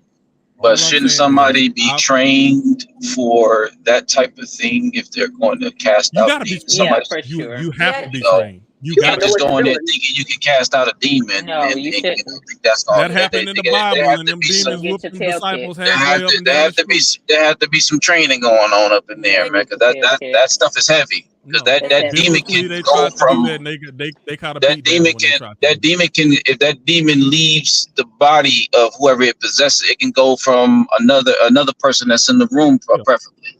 So that's not something to play with. Exactly. And to Yehukanan's point on like it's like having the training and like understanding what's going on. A lot of people get into just spiritual things and they play around and they out here looking crazy. They out here looking crazy for real. Cause you out there playing with stuff and especially there are groups of people who think they gonna play with somebody else. And they don't understand how they may be protected in the spiritual realm, and now they wondering why all of this other stuff is going on. You know what I mean? So there's so many layers to it, but that's just like my perspective. I want and you know Ivory's perspective, Q's perspective. I want to hear other people's perspective who may not practice Christianity, have they had spiritual experiences. Spec, does she troll? Don't you get on here? Go ahead, get in there. First of all, what I gotta say is y'all be dreading whatever I'm gonna say as if I like. I know it may sound funny. I'm just making lighthearted shit, but if you really listen to what I'm actually saying, I have a point. Now, so this demon possession thing, like, yeah, I think it's MK Ultra. I think everybody's been programmed with the same thing. Oh, the demon talks a certain way. You know, it's funny because the demon never talks in an ancient language if it's been around for millennia of years, but it seems to be talking in English for everybody to understand what the fuck it's saying. It doesn't sound like gibberish. It doesn't sound like a cat or a dog talking or something like to where you just can't. Good point. Good point. You know what I mean? So it's always weird that the demon always chooses the language of the people that it's talking to as if, what? Like, okay, so and if we're going by this demon thing, it's like, how do you decipher it when we all clearly saw Selah turn into this demon in a parking lot? And when I asked, what do we do next? Nobody wanted to touch it. And then it's like, what spell or what languages do you start talking? Now, for me personally, I think she was faking it and she just got too far out there and the shit was crazy. But she was a very religious person, like Nikki said. It only seems to be those types that do it. But the one thing I always notice, no matter what cultural background they're in when they're doing this, it's all the same thing, as if the movie The Exorcist in the 70s just programmed everybody. Like, oh, it's gonna throw up, the head gonna turn around. It's all these things. The movie Constantine, all these things. Now, I'm not saying it's not real, but the last time I read up on it, this was years ago, when the Vatican talked about it, they said there's only like 5 recorded demon whatever in history. And they didn't talk a language that was known. Right. And you couldn't hold it. You you couldn't deal with it. The demon's looking at you, and that's the other thing I find weird is if the demon's been around since the beginning of time, I find it weird that regular humans know how to deal with him. Like, what? Nigga, if a dog show up, black people running, so now there's a demon talking? Like, okay, like, I'm just kind of looking at it from a different standpoint. I wanted to touch on the spiritual thing. I've had a spirit experience, I guess if that's what you want to call it. I actually say I don't know what that was. I'd like to believe it was my mom, but at the same time, I always, refer to the Bible of what they say. If the devil is the greatest deceiver of them all, I just can't go by certain things. I gotta kind of be like, I would like to believe that's what it is, but isn't that what he would want me to believe? Like, you know what I mean? So Well, yeah, just things like that. Mac, What's that? what was the experience that made you feel like it was your mom? Well, I had the experience before with my grandmother, and you've always heard people say your loved ones come back and visit you like 30 days later or whatever. They always come back, and then there's like there's something they do around you. There's like a presence. Either you can feel them and can't see them, smell them, or something. Mine one day, my mom had passed, and I'm just losing my shit. I'm basically laying up in bed crying, and I felt like something wrapped around me so tight, and I was like, "Oh shit! I guess I'm dying. I don't know what's going on." And it wrapped around me so tight that it put me to sleep. Now in my head, I was like, "That was my mom," and that's what I would like to believe. Right. But I also look at it from different standpoints because I'm just that type of person. Like, if my mom had the power to do it, that's what she would do. If she had the power to show up in front of me, she would do that. If she didn't have none of that, she probably would have got somebody, hey, Angel, Gabriel, whoever, hey, you got the power to go do this. I need you to go hug him and, whatever. You know what I'm saying? But like what Q was saying, like, some people linger around. There's this free thing, but I still don't believe when people say they died and they come back and, it was like this. And it's like, nigga, you could barely figure out if you're dreaming or not, like 10 seconds into the dream. Like, you know what I mean? Like, so it's like, and it's just weird that everybody has the same thing. Oh, it's this bright white light. And, but then it's like, yeah, nigga, you was on the hospital bed up under that white ass light. Like, I mean, Operation Tango. Yeah, it's never like, it's never. See, here's a demon in the street. Man, get your ass out the way. All right. No, homeless people walking around here. All right. No, sorry, I'm going to this. That was so good what you said, Smack. Thanks for being vulnerable and sharing that moment between you and your mom. I would say I've definitely had different experiences, like feeling something, especially in the times of grief, or maybe not even in the times of grief, but maybe I'm going through something and maybe I have an experience like that where I'm feeling like I'm being wrapped or held or something's right next to me or something like that. And immediately a name will come to mind. And it's like, what, things like that, like, what do we call that? What do we think it is when we feel the chills? What do we think these things are that make us another thing. Get the chills? Here's another thing to add on to it. With all this technology you have, do you think they got people that are cloaked and they can do all these different things and we take that as, no, nigga, these niggas got some technology we don't know nothing about and it's interfering. You know what I'm saying? Like sound frequencies and different things that they're experimenting with. Like, so now we're in a position of, do you really know what that really is? And like I said, the one thing I'd like to hear from y'all is, how come the demons always speak in perfect English? I'm not even going to try to explain. And when you see Spanish movies, they speak it in Spanish. It's never like some ancient fucking language that they claim that, this is an ancient Sumerian language. Right. So now he's speaking or Ugaritic. Yeah, he's using slang and shit. Like what? Like okay. I mean, you do. If you're communicating, because I honestly believe if you were really dealing with a demon in the room, like how we've been programmed to a demon, like when we think of what that is, right? I don't think nobody's even sticking around, fam. When people see a fight about to break out, y'all don't stick around. Nobody's sticking around when they know the shooting's about to jump off. So if there's a demon that could jump in your body and possess you, I'm sorry, man. I just don't. Yeah. Okay. I feel you, Smack. I like how y'all brush that off though, but that's cool. No, I feel you. I feel you. What you're saying, like it's a good point. You're like, well, why would they speak in the current language of now? Right. It's almost like if we're gonna deal with one, what makes us think we can deal with one?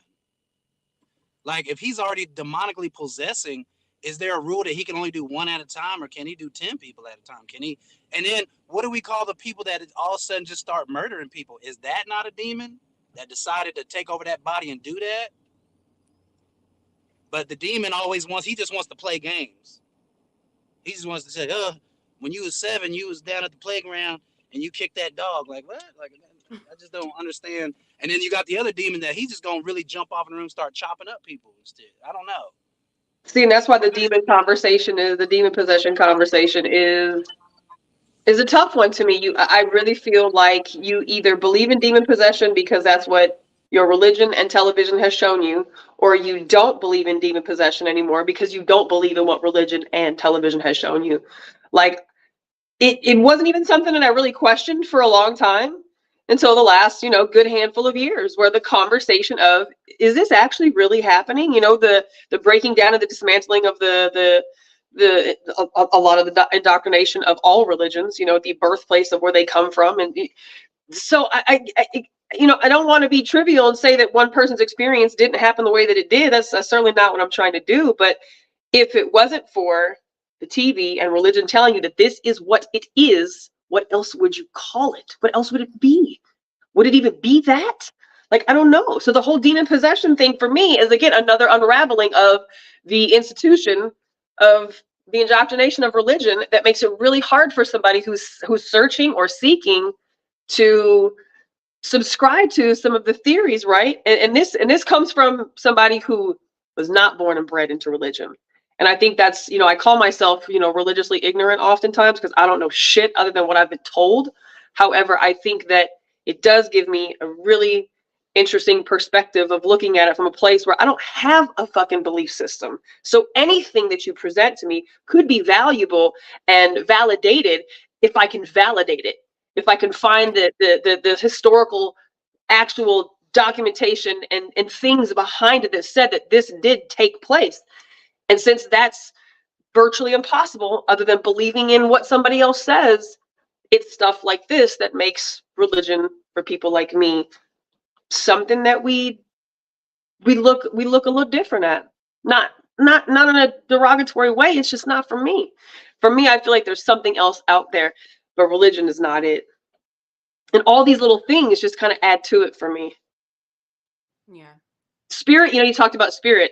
And I definitely try not to cry when Smack was talking about his mom, but I've been waiting for the moment, right? Where like I felt my dad. And it hasn't happened for me. But I look at the clock at the same time, every day twice. And it's the time that he died.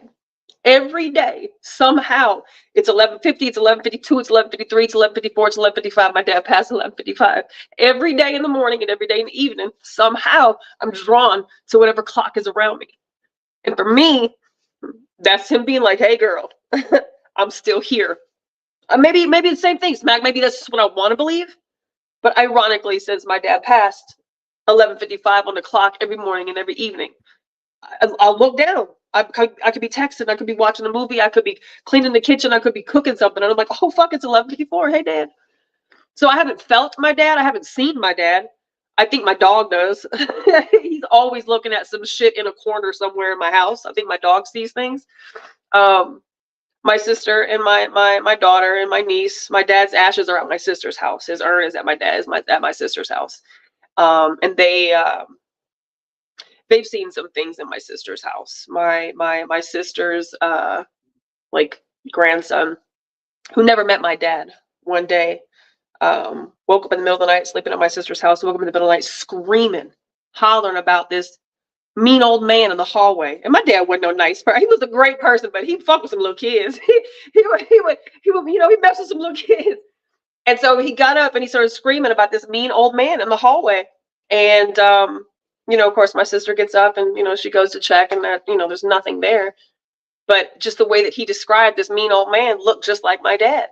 So I don't know. Do I want to believe that that's what it is, or did this experience actually happen? Right. But there are definitely countless times where I feel the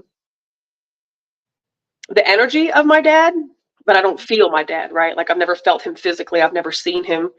He's only come to me in a few dreams. But I look at that clock twice every day at the same time, and that's my dad. You can't tell me no different. And I guess it's the same thing that you can't tell somebody else any different in what they believe in, right? But I've definitely felt whatever that energy is, whatever that spirit is, and my dad's been gone a couple years now. That's still there. I think But I've told my kids since birth, when I die, I promise I'm coming back to haunt you, and not in a bad way. I've told every single one of them, you will always know I'm here. I will write on the mirror, something in your everyday will be like, that's my mama. I promised them. I said, now the minute that you tell me you want me to leave, I'm gonna go. But until that day happens, I'm not gonna leave you. So I like to believe that energy doesn't die. I like to believe that when it's over, maybe there's something else to it. I don't know. But I don't believe that ghosts necessarily are a scary, haunting thing. I think that there can be some scary, mean ghosts and spirits, but there's scary, mean spirits walking among us now. Why would they not be scary and ugly after they pass? Yep. Yeah. I would read y'all a text, but I don't think y'all ready for it. I wanted to before we get off that, I just want to say, like, when we get on here and like people are so vulnerable in that way, I just like to acknowledge that, because like sharing something like that and being so vulnerable and open, especially like with, I mean, that's a fresh loss. It's like when you lose a parent, like a couple of years is not that much time. It's been a blur. You know? Yeah, it's like 6 months maybe. You know what I mean? Like in terms of, and I have never lost a parent, but I've lost my grandmother, and it's, you know, that was crazy for me. So, so thank you for sharing that. And I do think that they show up in their own ways, and I think depending upon how we're tuned, like spiritually, will depend on what we can see, feel, hear. You know what I mean? So maybe you're not the visual kind of person when you experience things. Maybe it's more so in numbers. Maybe it's like we talked about this before, the song that comes on, you know, like maybe it's like this phantom smell where you're like, wait a minute.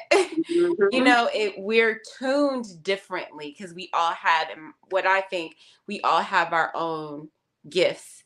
Like, even though, you know, what you do helping people who have addictions, it's very like, these are the steps, this is how it goes, this is how it.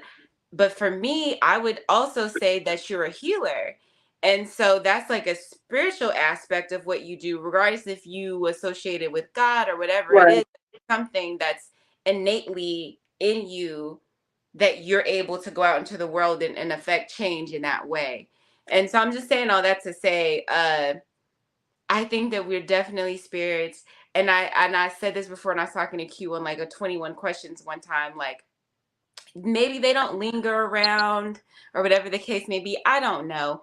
But one thing I can say that I know for certain is when all my loved ones passed, I still knew they loved me, and I still felt the love, regardless if they were on this plane with us or not. I still felt that. So whatever that is, it doesn't die. That doesn't die. Love doesn't die. Like love is the reason for all of everything that we're doing and ever have done. And so that is something that I could probably say we all agree with, is like love is like such a powerful thing. And so like even in the Bible they say God is love. Like if you had to really even explain what God is, I would like to hear everybody's definition on what they even think God or a higher power is. If you believe in a higher power, or you believe in universe, or you believe, if you could explain that to like a 5-year-old, how would you explain that? Three things. Number one, in response to Smack and even what Nikki was saying, as far as what, spiritual invasion looks like and stuff like that. I have zero desire to convince anybody of anything, Right. because had I not experienced it, I wouldn't believe it either. Not even for a second. So it's like, your responses would be my response had I not been in those rooms for those occasions that I was in. So that's number one. Number two. But why would you say that you wouldn't believe it if you didn't see it, though? If the book talks about this is what happens, why would you not believe it if you didn't see it? You ain't right. And I'm not trying to argue your point at all. I'm just curious as to why you wouldn't believe it if you didn't see it, but the book says that that's what it is. If you never saw it happen your whole entire life, but you still come from where you come from, would you believe would you believe this to be that? Let me go back, Nikki. So again, there's a lot of nuance when it comes to religion and belief. So like I've said oftentimes, I am not an infallible Bible. When it comes to the Bible, study the Bible, I do not look at the Bible as infallible, and I don't look at it. Some people look at it as infallible in its interpretation. Some people look at it as infallible in its literal, so literal what this happened. I don't look at it like that, and some people do. So you're probably asking the wrong person. Like, if the Bible says that, there's a lot of things that the Bible says that I don't, if I hadn't seen, like when Jesus speaks to, I say to you right now, if you say move this mountain and this mountain, I don't believe that was actual. I've never seen a mountain move. So I do not believe that he was speaking from a literal standpoint. There's a lot of things, if I did not personally see it. So it would be more allegorical. Yes, thank you. You took the word out of my mouth. I look at it as allegory, or there's certain things that's parable, certain things symbolism. So all I'm saying is that's what I was going to go back to you about, Denise, when you first started asking questions, and you see how particular each person was and how they answered the question, because everybody's belief system is so nuanced to the point they don't want you to confuse them with a general form of Christianity or general form of belief, because I will tell you in a second, I believe this, and this. Don't get me confused with them evangelicals. And somebody be like this, and look, I'm telling you like this, don't get me confused. There's a lot of people who upset now walk under the umbrella of Christianity, and we don't agree with them, and they don't agree with us. There's a whole lot of nuance to it, and people want to make sure that they get that clear. Don't associate me with certain people who don't believe the same way. So anyway, that's what I was going to tell you way back then when I was just saying I had an observation for you. That's what I was talking about. Now back to when you're talking about the question that you was asking was about what is God? How I view God in the simplest way. First of all, nobody can fully know God, but what God talks about, the Bible says God is love, God is light. So anything that shows light, anything that shows love, are examples of God. The Bible also talks about, and I'm such a stickler for this, the fruit of the Spirit: joy, peace, self-control, kindness, it talks about that. That's the evidence that the Spirit of God is dwelling within a person. Those are the things that I judge. So from a pure standpoint, I look at God as the creator. That's the first thing. God is the creator. So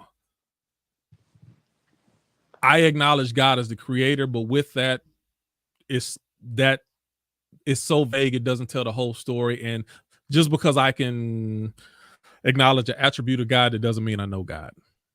What I do is I can lean to the creator to know what my beginning, my end, what my purpose is. I lean to the creator when it comes to my purpose and how I operate in this life. Everything within that is a whole lot of questions in between there, and I'm open for the questions. I'm always cool with saying I don't know. But that's just the basis of how I operate with the creator. And let me go slight step further. Every creation, whether it's the bed that you laying in, the chair that you sitting in, the creator had a design for its creation.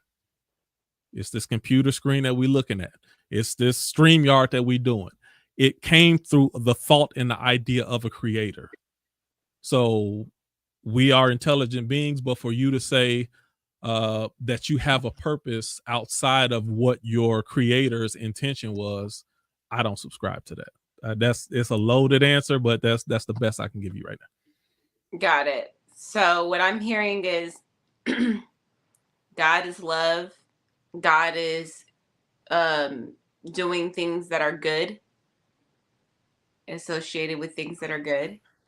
Thank you for saying that back to me. I think God is everything encompassing. So I don't look at God as just everything good is God. Everything matter, the makeup, the being of all things. Go back, and I was talking to my mom about this earlier. Go back and look up the theory of relativity by Einstein. Mm-hmm. And see what that is when it talks about matter and molecules and everything being condensed down to light. When you get to the core of everything, it's all light. And that goes back to the core of everything, the makeup of all things and the connection. We're all made up of the same matter. It's all God. All of it is elements of God. So all of it is what God. What people refer to as God, the creator. Yes, it's all part of creation. Ooh, A computer. Ooh, that's so good. Okay, we don't have time to take it where my brain just went, so I'm gonna pass it to Ivory. Ivory, what is God? What is if No, not you don't even. God? What is the higher power?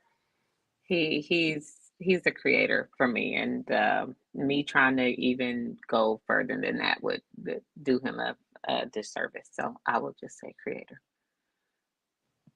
Nikki, What is God? Or universe, or well, God is not power? necessarily God is not necessarily universe, and God is not higher power. I think God is just a name that was given to somebody. God is just the name that somebody gave that magical being, right?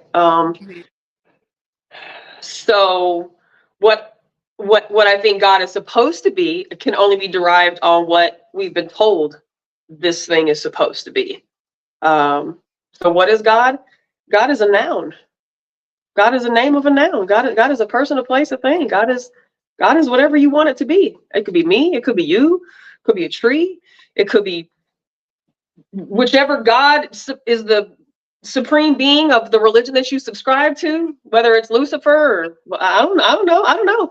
God is whatever you say it is. That's the ambiguous part about religion that makes it dangerous for me, is that God can be whatever you say it is, because if I don't believe in your definition of God, then I'm wrong. If I don't believe in your definition of God, then I'm definitely not going to go to an afterlife if I don't subscribe to what you say God is. And then you can't believe in more than one God. But there can't just be one. There's just one. There's only one. Whose is right? Whose is wrong? So to me, I think that there are principles in which God is supposed to exemplify, which is why you're supposed to repent and not have sinful behavior and ask for forgiveness and all those things. But God is Jeff. It's Susie. It's Mark. It's Tyrone. It's Denise, Quentin, Ivory, Yuhukanan, Lord Smackola, and Nikki D. God can be whatever you decide it to be. Because it's not, because that's just what it is to me.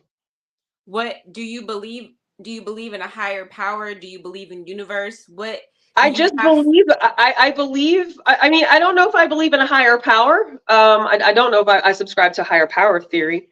I definitely believe that the universe exists, and matter and mass are certainly, we're all made up of those things, atoms and, or Smack would like to say computer chips and programming and shit, right? Like, it just depends on what your philosophy is, right? But like, I haven't really gotten into that one too much. But the more I watch Black Mirror, the more I'm like, well, God damn it. So higher power, not necessarily universe. I believe in universe. I believe in matter. I believe in energy. I believe in frequency. I believe in vibrations. I believe in those things. But God is just a name. God is just a name for me. Smack, what about you? Do you believe in God or higher power, the universe? What do you believe in? And if so, what is it to you? First of all, I know that things, whatever, created this place. Right. I don't believe it's one. Mm.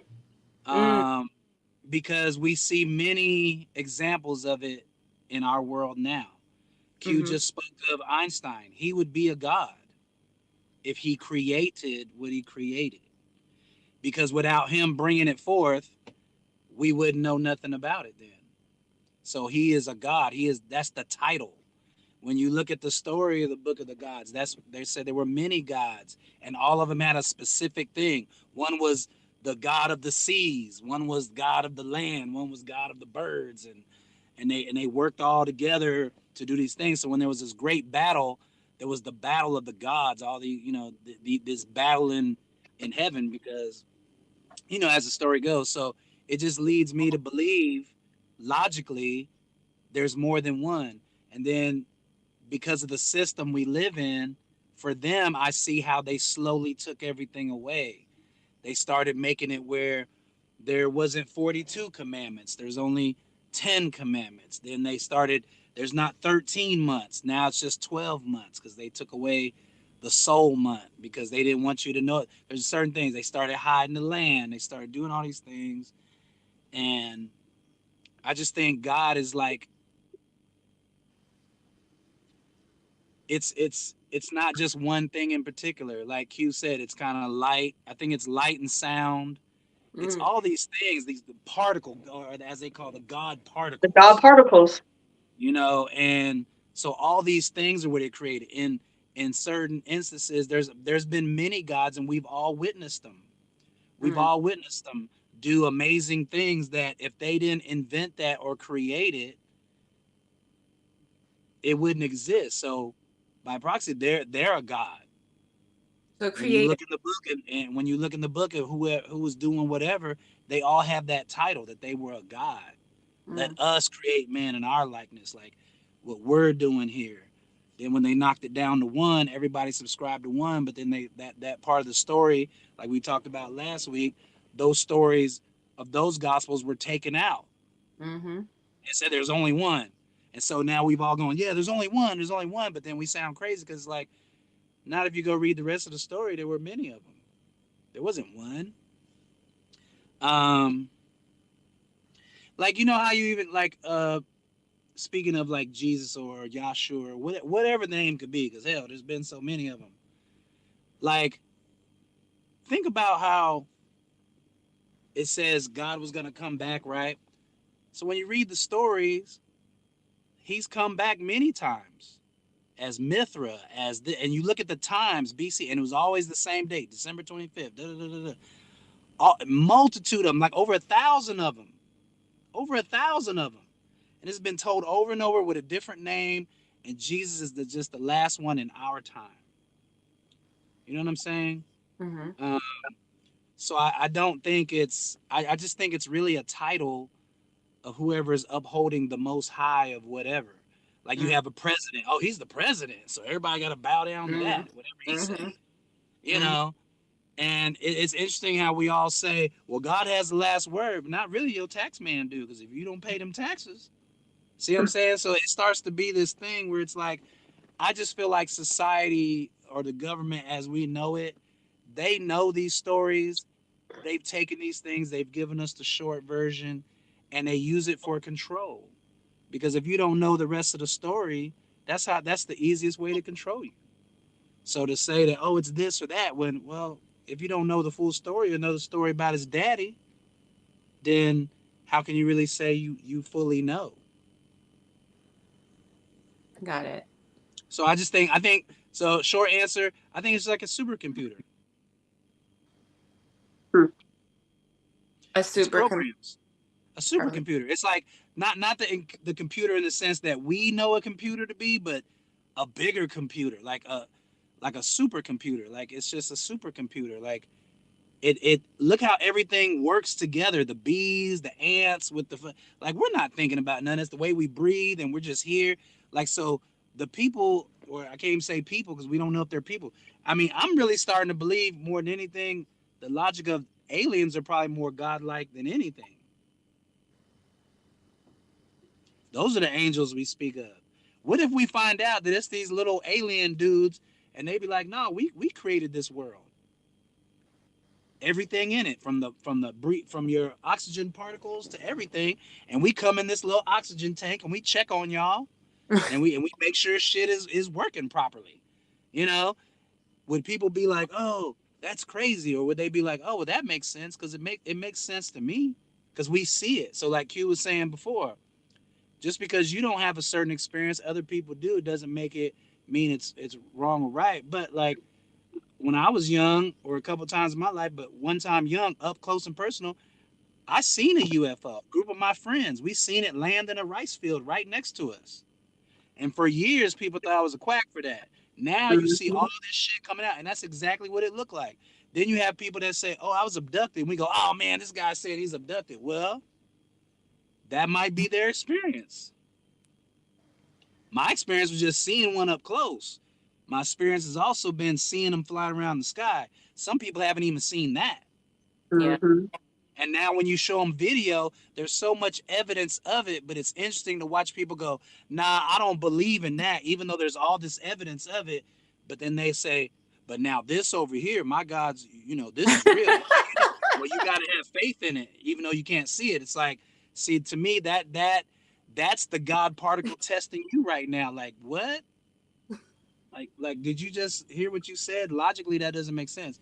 So I think we all have an opportunity to become the title of that in our own right. Y'all creating this platform. You're the God of this platform. If you create something, you're a creator. You're the basic definition of what it's claiming to be. You are also that. You're just a little God or whatever. Right. We all create life. We all have the ability to create life. That's true. So I feel like that's been like, I felt like everyone, and I'll get to you, Q. I feel like everyone, in everyone's definition, they have mentioned creator. And everyone's version of this, it's been creator. Q, I'm going to get you to tell me what you think God is, and, or universe, or, whatever it is, higher power, how you would describe that. What do you think that is? I described it already. Described it. Okay. Did I already asked you? You said creator too. Okay. With that being said, I think if there's no other questions, I think I want to get some final thoughts from everyone. I guess I'll start. I just think it was a really interesting conversation, and it's nice to know everybody's thoughts and what everybody kind of system of how they operate in and what they think about God. I'm always curious, and it's nice to listen and to be listened to, without a lot of judgment, with us just being curious. So I thought it was a great conversation. Nice. Q? Yeah, I think it was a good conversation, and I don't know. I'm trying to think of. I don't know if there. Well, I'll just leave it like that. I think I don't know. I am okay with not knowing. Right. I think I'm leery of anyone who says they do know, especially when it comes to in this earth, we operate off of our 5 senses. Sight, smell, touch, hearing, taste, and things outside of that are things that are much harder to prove or quantify. So when anyone says they know, then I think they're kind of short-sighted. So everything I talk about is what I believe and what I experience, and what my belief from my experiences that I've had has drawn me to certain conclusions. But yet and still, it's a belief, and from a ration and logical perspective, when we get back to the concept of a creator and a creation, for people who are not willing to, if you can't acknowledge that you didn't create yourself, what are you leaning towards? What are you looking towards? Where are you looking to gain information? You should, in my opinion, you should be doing homework to believe in something, or to at least, you don't have to call it God. You don't have to, you call it whatever you want to, but you have to acknowledge, if you are a creation, that there should be a creator, and that creator has a purpose that's higher than your own understanding. Your goal should be to tap into that source, whatever it is or however you find it, to better understand what that means. So for anyone who, you can do what you want to, because that's how God made us, but it's confusing to me to acknowledge that you didn't create yourself, but you're not taking steps to look to find out how you can tap into that source, or find out more about the creator. Because like I said, everything in this life, every creation has a creator, and every creator has a purpose when it makes its creation. So if you are creation, that goes back to your understanding your purpose as well, why you were put on this earth. I'm probably talking in circles a little bit, but it was a good conversation. I enjoyed it. And thank you, Denise. I appreciate you moderating this. This was good. That's all. And before, I want to let Nikki close out. Before Nikki closes out, I want to say, to Q's point earlier, I don't know. And I love when we have these conversations, just because the perspectives are so different. Like, I may take something in that I may have never thought about. Some of the things Yehukanan was saying, and how he uses the Torah is more so like a guide on how to get through life and how to navigate those things. And like Nikki bringing up the point that we do rarely speak about, especially like in Christianity or in the spirituality period, of like the overlap of like mental health issues, and things like that. And even, Ivory's point on just, it sounds like as you've gotten older, you have relaxed a bit in like how other people have their experience with God. And so like hearing that, and it's just been really dope. I just love these type of conversations. I love that it makes us think. I love that we can be curious. I love that we can listen and hear each other and have so like different ideas about it, but still be willing to listen and learn. So I love that. But with that, I'm going to pass it to, oh, and I just have to say this, just all the vulnerability that was shown today. It was just warms my heart that we can have this space where we feel safe to even do that. So to be vulnerable, to be able to cry, to be able to share, to talk about things that sound crazy, like to be in a place that regardless of our views, we feel safe to just be who we are, is something that I really appreciate. Yehukanan, if you wanna, Yehukanan, okay, Yehukanan and Smack, y'all give final words, and then I want Nikki to close. After you, Smack. Am I on? Hello? Can y'all hear me? Yeah, You're on. Yeah, you're on. Yeah, we Sorry. can hear you. final Oh, words. okay. What was the question? It's Final just I just words. final came words. back on. Final thoughts. The final thoughts. Mhm. I don't know. Like, I just think since we're talking about something so supremely outrageous and so mystifying, I think the only thing we can ever do is just be a student of everything. And even with all that, we're not even going to live enough in our lifetime to fully even scratch it at all. Like, because the story is so old that even if you could tell the story from then till now, you'd be dead before it could even get to the, you know what I'm saying? Like, that's how old it is. It's like it's so, and but I think this was still great. Everybody's sharing it. I think everybody's in quest of it.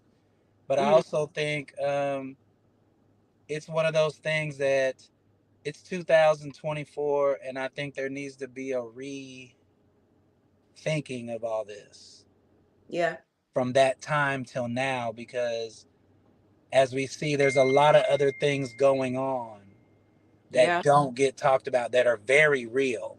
Yep. And when those Mhm. things don't get talked about in these type of conversations, it's like, see, now we're ignoring other things that have been talked about since then, and now that we can see those things, we downplay it. We totally just downplay that.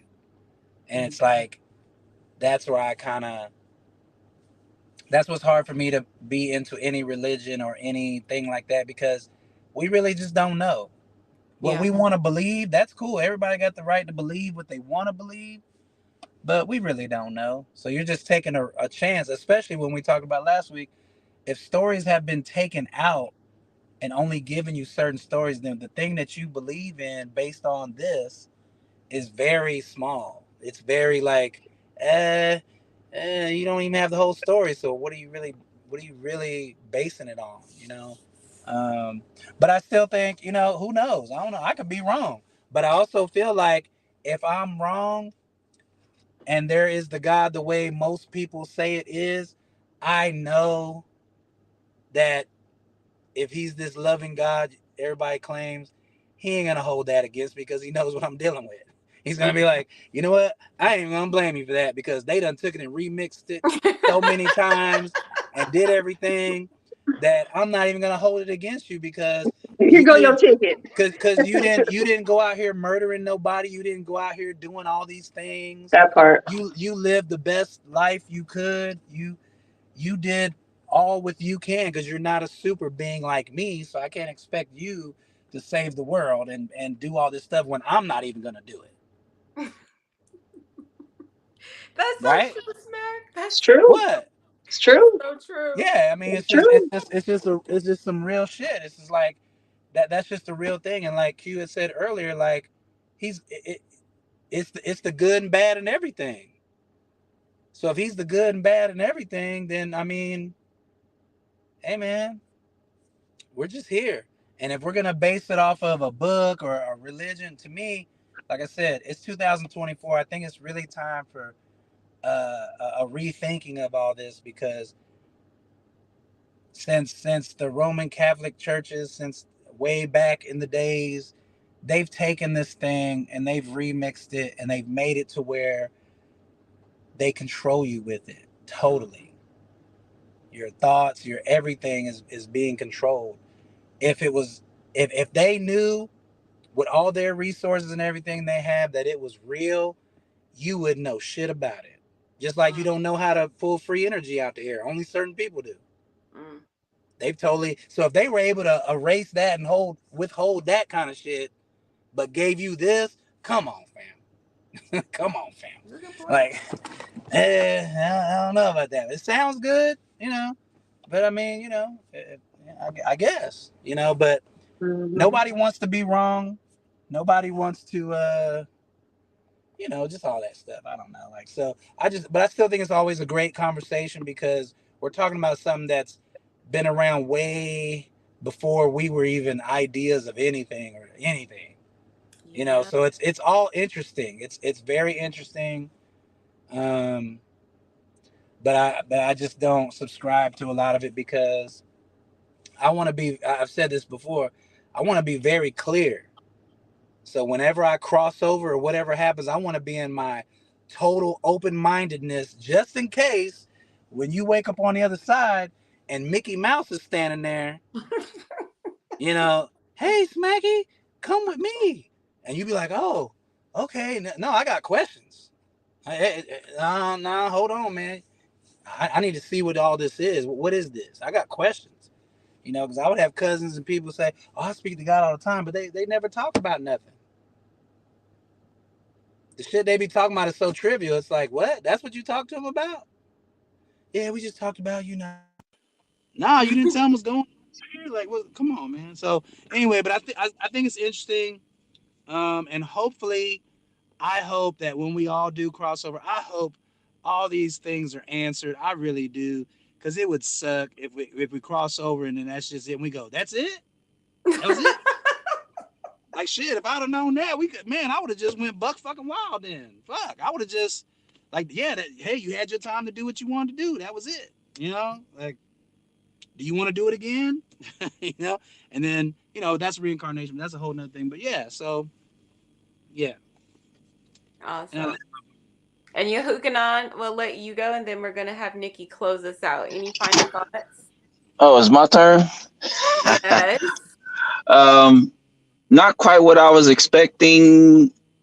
Seeing what happened, what transpired last session, I was hoping that would carry over.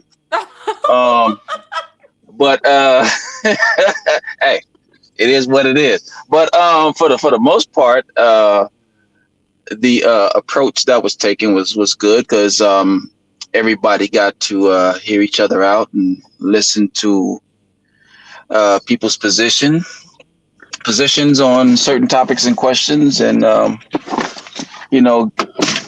to hear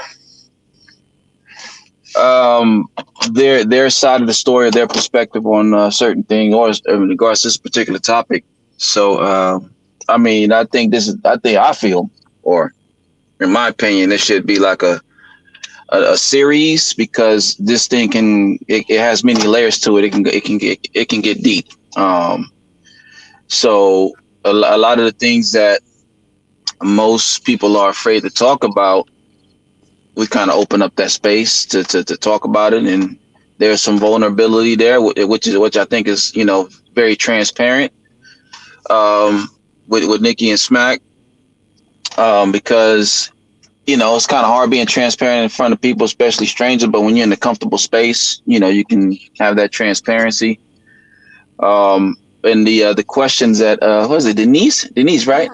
Mm-hmm. Yeah, that she was asking. Yeah, she did her thing on the moderation and all of that. So that was good. Kind of took a different route with that one for Q. She made it nice and safe. But I'll say, in regards to these, I'll say religions, or the Bible, or spirituality, I think we need to get into the historicity of it, and I'll say understand the culture of where it formed, its inception, of where it started and how it evolved.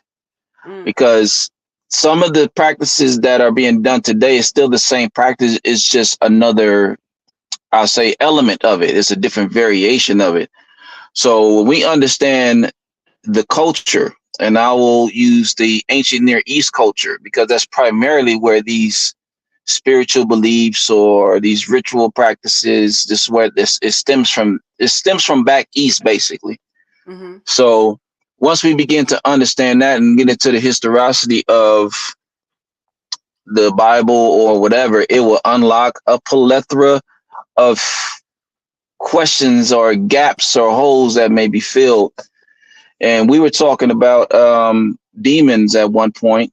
Mm-hmm. And, I got a text on, I read a text, I'll say that, and I have it in my possession. Many people going to have their thoughts about it, but it tells you how demons will formulate and where they are, how they, what they do, mm-hmm. and all of that. It goes into that spiritual element in regards to the questions that the Bible may not be able to answer, but some other form of literature may be able to answer, mm-hmm. from a particular source, like a character that's within the Bible itself.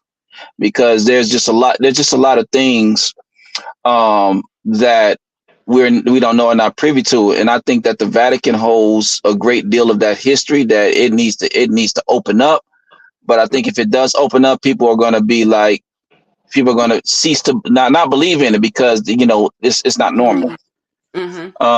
But other than that, to sum it all up, very good show. I like the way it went, and kudos to everyone on the panel. Much love to you, and I'm out. Thanks, Yehukanan. Really quick, let me ask something. Open mindset. This was a great. This was great. Next time, invite me. Open minds, you're always invited. Anybody who's listening, you always have the opportunity. The link is in the description on our Facebook page. Just click on it and come on in and be a part of the conversation. So you're always invited. Just to answer that. Mm-hmm. When I saw that, I was like, they must be new here. Welcome to the show. Welcome to Freethinkers. So as I sat and listened to all the closing thoughts, I tried to think about what I was going to say, and I think, little bits and pieces of something that each person said was really poignant. I think it wouldn't be fair if I said we should all just subscribe to we don't know because we don't know, because I think that would not be fair to people that feel like they do know, right? But I think at the end of the day, we really don't know. We won't know until we get there. And I think that fighting or having discourse, with people throughout the course of our life over something that nobody actually knows anything about is the way that it was designed to work, to keep people divided, to keep people at discourse, to keep people believing one thing over the other, to be higher on the totem pole than another, right? To make one subscribe to another person's beliefs than another. So I agree, with Smack in the statement that this is 2024, right? Like, I think that the glory of life and its transition is that we are all here at a time where we have access to so much information that, the generations before us never had. And they only went with story, and they went with, history of stories that were told from, people before them and people before them and people before them. And, and here we are today, and we have access to coming into new information and challenging our own beliefs and challenging what we were taught and being around people who are also challenging. And there's nothing wrong with not challenging those beliefs. There's nothing wrong with not challenging at all. I certainly don't want to, get up here and act like everybody needs to start challenging what they believe in. But I think that because we have so much information today and we have so many people who are willing to have these conversations, you can only do yourself and your family and those that you surround yourself with a favor by staying open and by staying willing to hear and learn something else and different. Q, I've said this to you many times over the, I guess, probably going on 10 years that I've known, I've seen you transition from, who you were 10 years ago to who you are today. And that's been something that for me personally has always made me respect you more and admire you more as a Christian, as a believer, as a Christ following person, as, somebody who subscribed to something that they didn't ask to be subscribed to, but did dutifully. And have found ways that you can still honor some of those things, but yet still honor yourself. And I think that is one of the most powerful things I've seen, just you as my personal experience, because I know what my experience is, I know what other people's experiences in some cases, and some people are not willing to budge. And, it may sound like, I'm kind of biased because I'm not really a believer. So I'm like happy that maybe you're coming a little bit over here to the dark side, right? But it's not that. It's just, I appreciate the fact that you are, it's an example of people coming into new information and believing in themselves, believing what's happening in here and not what's been put into here, right? And that's one of the things that I love about this platform, obviously, is that, it is a safe space. And yes, sometimes it's chaotic. And like you, Yahukanan, I thought it was going to be, a little bit crazy and shit in here too.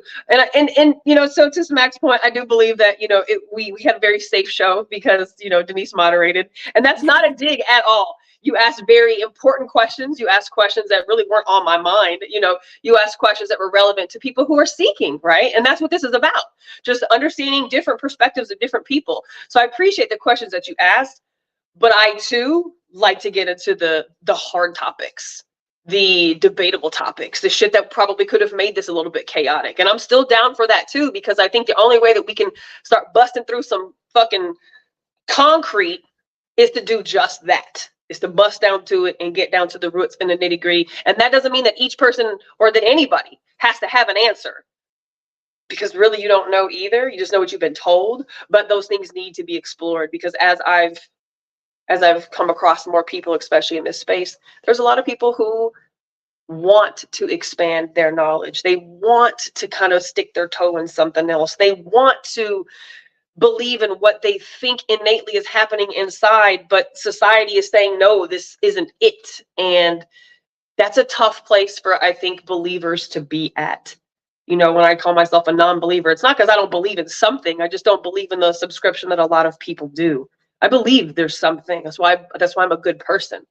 You know, Smack talked about, you know, if there is this person in the sky, right? Like, you know, people ask me all the time, you know, are you God-fearing? And, you know, aren't you afraid of God? And aren't you afraid of Judgment Day? Not a fucking piece of me is afraid of Judgment Day.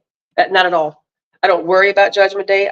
If there is a God, and if there is a heaven, and if you have to be a good person to get there, you can best believe I have a chair right next to whoever he and she is. I'm not worried about that. So I don't live my life with, oh my God, if I don't or I do, I'm going to hell. I don't believe in that, right? And I realize that's not everybody's philosophies and belief systems, but I applaud those who are coming into trusting yourself and trusting what feels right within yourself. Because it is hard, I think, for people who are believers to start challenging things that they're not allowed to challenge and haven't been allowed to challenge, you know, historically. So I'm down for, you know, some of the tougher conversations, you know, later on. You know, Q, you mentioned last week about, you know, being respectful and mindful of because I did say, you know, months ago that I don't want to have religious conversations on here. And you said that, you know, you were being respectful of, you know, how I felt about that and kind of trying to stay away from some of that. And I appreciate that and I respect that. And I thought about after we got off last week, that last week, you know, the reason that Free Thinkers was born was because of a religious fight, a religious argument, an attack by somebody who was speaking from a higher place that I was not welcome to come back to, that I was not going to come back to. That's how Free Thinkers was born. And I didn't want that type of dynamic or energy to happen amongst us, right? I don't think that that's going to happen. And if it does, that's not in my control either. But tough conversations need to be had. And I appreciate all of you guys for joining this conversation. I appreciate you, Denise, for moderating and having all these fantastic questions. And, you know, those people who commented in the comments, like, these are obviously very personal things for people. And I do realize a lot of people can't talk about this in safe spaces. So I just, you know, I appreciate y'all for being here and having this conversation with us and it not being chaotic. We got to show you that we're not always a chaotic bunch. We can have, you know, intense conversations and, you know, not fly off the handle. But even when we do, we gonna come right back and, you know, we're going to still respect each other, you know, when it's all said and done. Whatever you believe in, you know, that's your choice, right? Just give everybody else the choice to believe in what they believe in too. Your way might not be the right way. My way might not be the right way, but give people the choice to believe what they want to believe in. It's okay to not be okay. It's okay to be questioning. If you're not sure what you believe in, shit, just keep coming back here and let's just keep talking, you know, outside of the box and, you know, outside of our comfortable lanes. And this space is where I have learned more about myself as a human than the 46 years I've been on this planet walking one. So me too. Whatever that looks like, whatever you want to call that, I'm not really sure. But, you know, in the program of Recovery Q, we say keep coming back. It works if you work it. So keep coming back. This gonna work if we work it. And I'm just, you know, I'm happy to leave this conversation feeling enlightened and love, right? Than angry and hostile. I don't think I could have took that today. Not today. So that's it, man. I appreciate that. And, you know, you talk a lot about the Torah and things like that. You know, y'all go to the Facebook Free Thinkers page. You know, there are a lot of far more in-depth conversations and videos and just books and just things that are shared there by people of a variety of denominations and places that, you know, if you're interested in kind of getting a little bit more or expanding this conversation a little bit more, you do it over on our Facebook page. You know, there's a lot of 650 something people over there. So there's a lot of dialogue and, you know, nuggets to be, you know, gotten over there. But just share the page, man. Share. Invite people over. You know, every Tuesday. This is open to everybody and anybody. And I think that's it. So hold on a second. Number one, go back, listen last week. I told y'all this conversation is not going to go the way that you expected to go. I said that 2 or 3 times. You know, I be knowing stuff. I'm telling y'all. But Denise, I said that. Go back and listen. I said it 2 or 3. I said it's not going to. What you think? How do you think the conversation is going to go? It's not going to go. But Denise, do you have any last words that you want to give? Yes, I think to Nikki's point, I wanted to use this show for people to say what their beliefs were. Like, just establish what are your beliefs and why do you believe this and what do you know. And I think, you know, maybe we do a part 2, and the part 2 could be like poking holes in other people's beliefs. There like, we go. That, you know, but at least we have to establish it, because last week we couldn't get past go on what our beliefs were, because we were like, you know. So I think this was a good way to be like, because I wasn't a religious conversation. Right. It wasn't. It's so crazy, right? It was a conversation about science. Yeah. Okay, if you say so. No, just playing. But it's supposed to be a conversation about science. But I mean, we can do. I think I would love to just do a poking holes in a person's ideas, beliefs in general across the board, whether it be religious, scientific, like whatever, just poking holes in it. And I think that would be a fun way to just like debate something, like actually like the Q's point. We haven't done the actual debate show yet. Like that, I think we need to do that.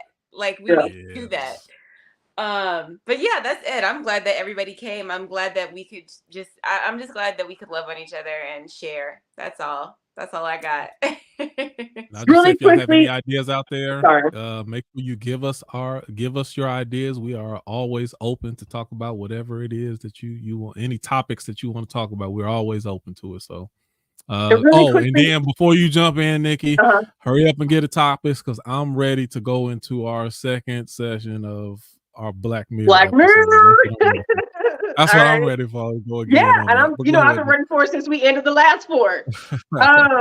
Open minds, to your point, you said you tried but you couldn't get in. So the way that StreamYard works is when I post about it, there's literally just a link. It's an HTTPS link, not the StreamYard picture, not the StreamYard invitation. It's literally just a link that says tonight's link. You literally click that link and it'll bring you into the waiting room. If you click on like the image that pops up, like the default StreamYard thing that pops up, it just takes you to StreamYard, not to us. So if you join the Facebook Freethinkers group page, I pin that at the top of the page every single Tuesday. The link changes every week. But if you're trying to get on and you're like, I cannot get on, shoot one of us a message and we can try to send you the link directly. Because I know Tiara's had that issue before. I think Crystal's had that issue before. So it's a weird ass StreamYard thing. But we appreciate you for hanging in there with us today and still, conversing with us in the chat. Yes. Thank you, everybody in the comments and the threads. Appreciate everybody. Yes, thank you. Absolutely. Y'all know we can't do without y'all in the comments. But yeah, that's it. So we're gonna keep doing it. And we got, I think Q, it's safe to say we have like a good couple months worth of topics. So like I'm happy. We got some good Tuesday meat coming. And shout out to Dirty Glove, Midwest Barbecue on Howard Lane. They've got a huge covered heated pavilion, and he called me today and he was like, come host a Tuesday night over here. So let's start thinking about having a Tuesday in person. It's springtime, weather's getting nice. He's got after hours barbecue. It's a good little kick it spot. So let's start thinking about, a meetup. Everybody wants to get together one more time or whatever. So let's think about doing that here pretty soon. We've got lots of good conversations coming. So I love it, Denise. I love it, Q. Yeah, we got some good mojo for 2024. So that's what's up.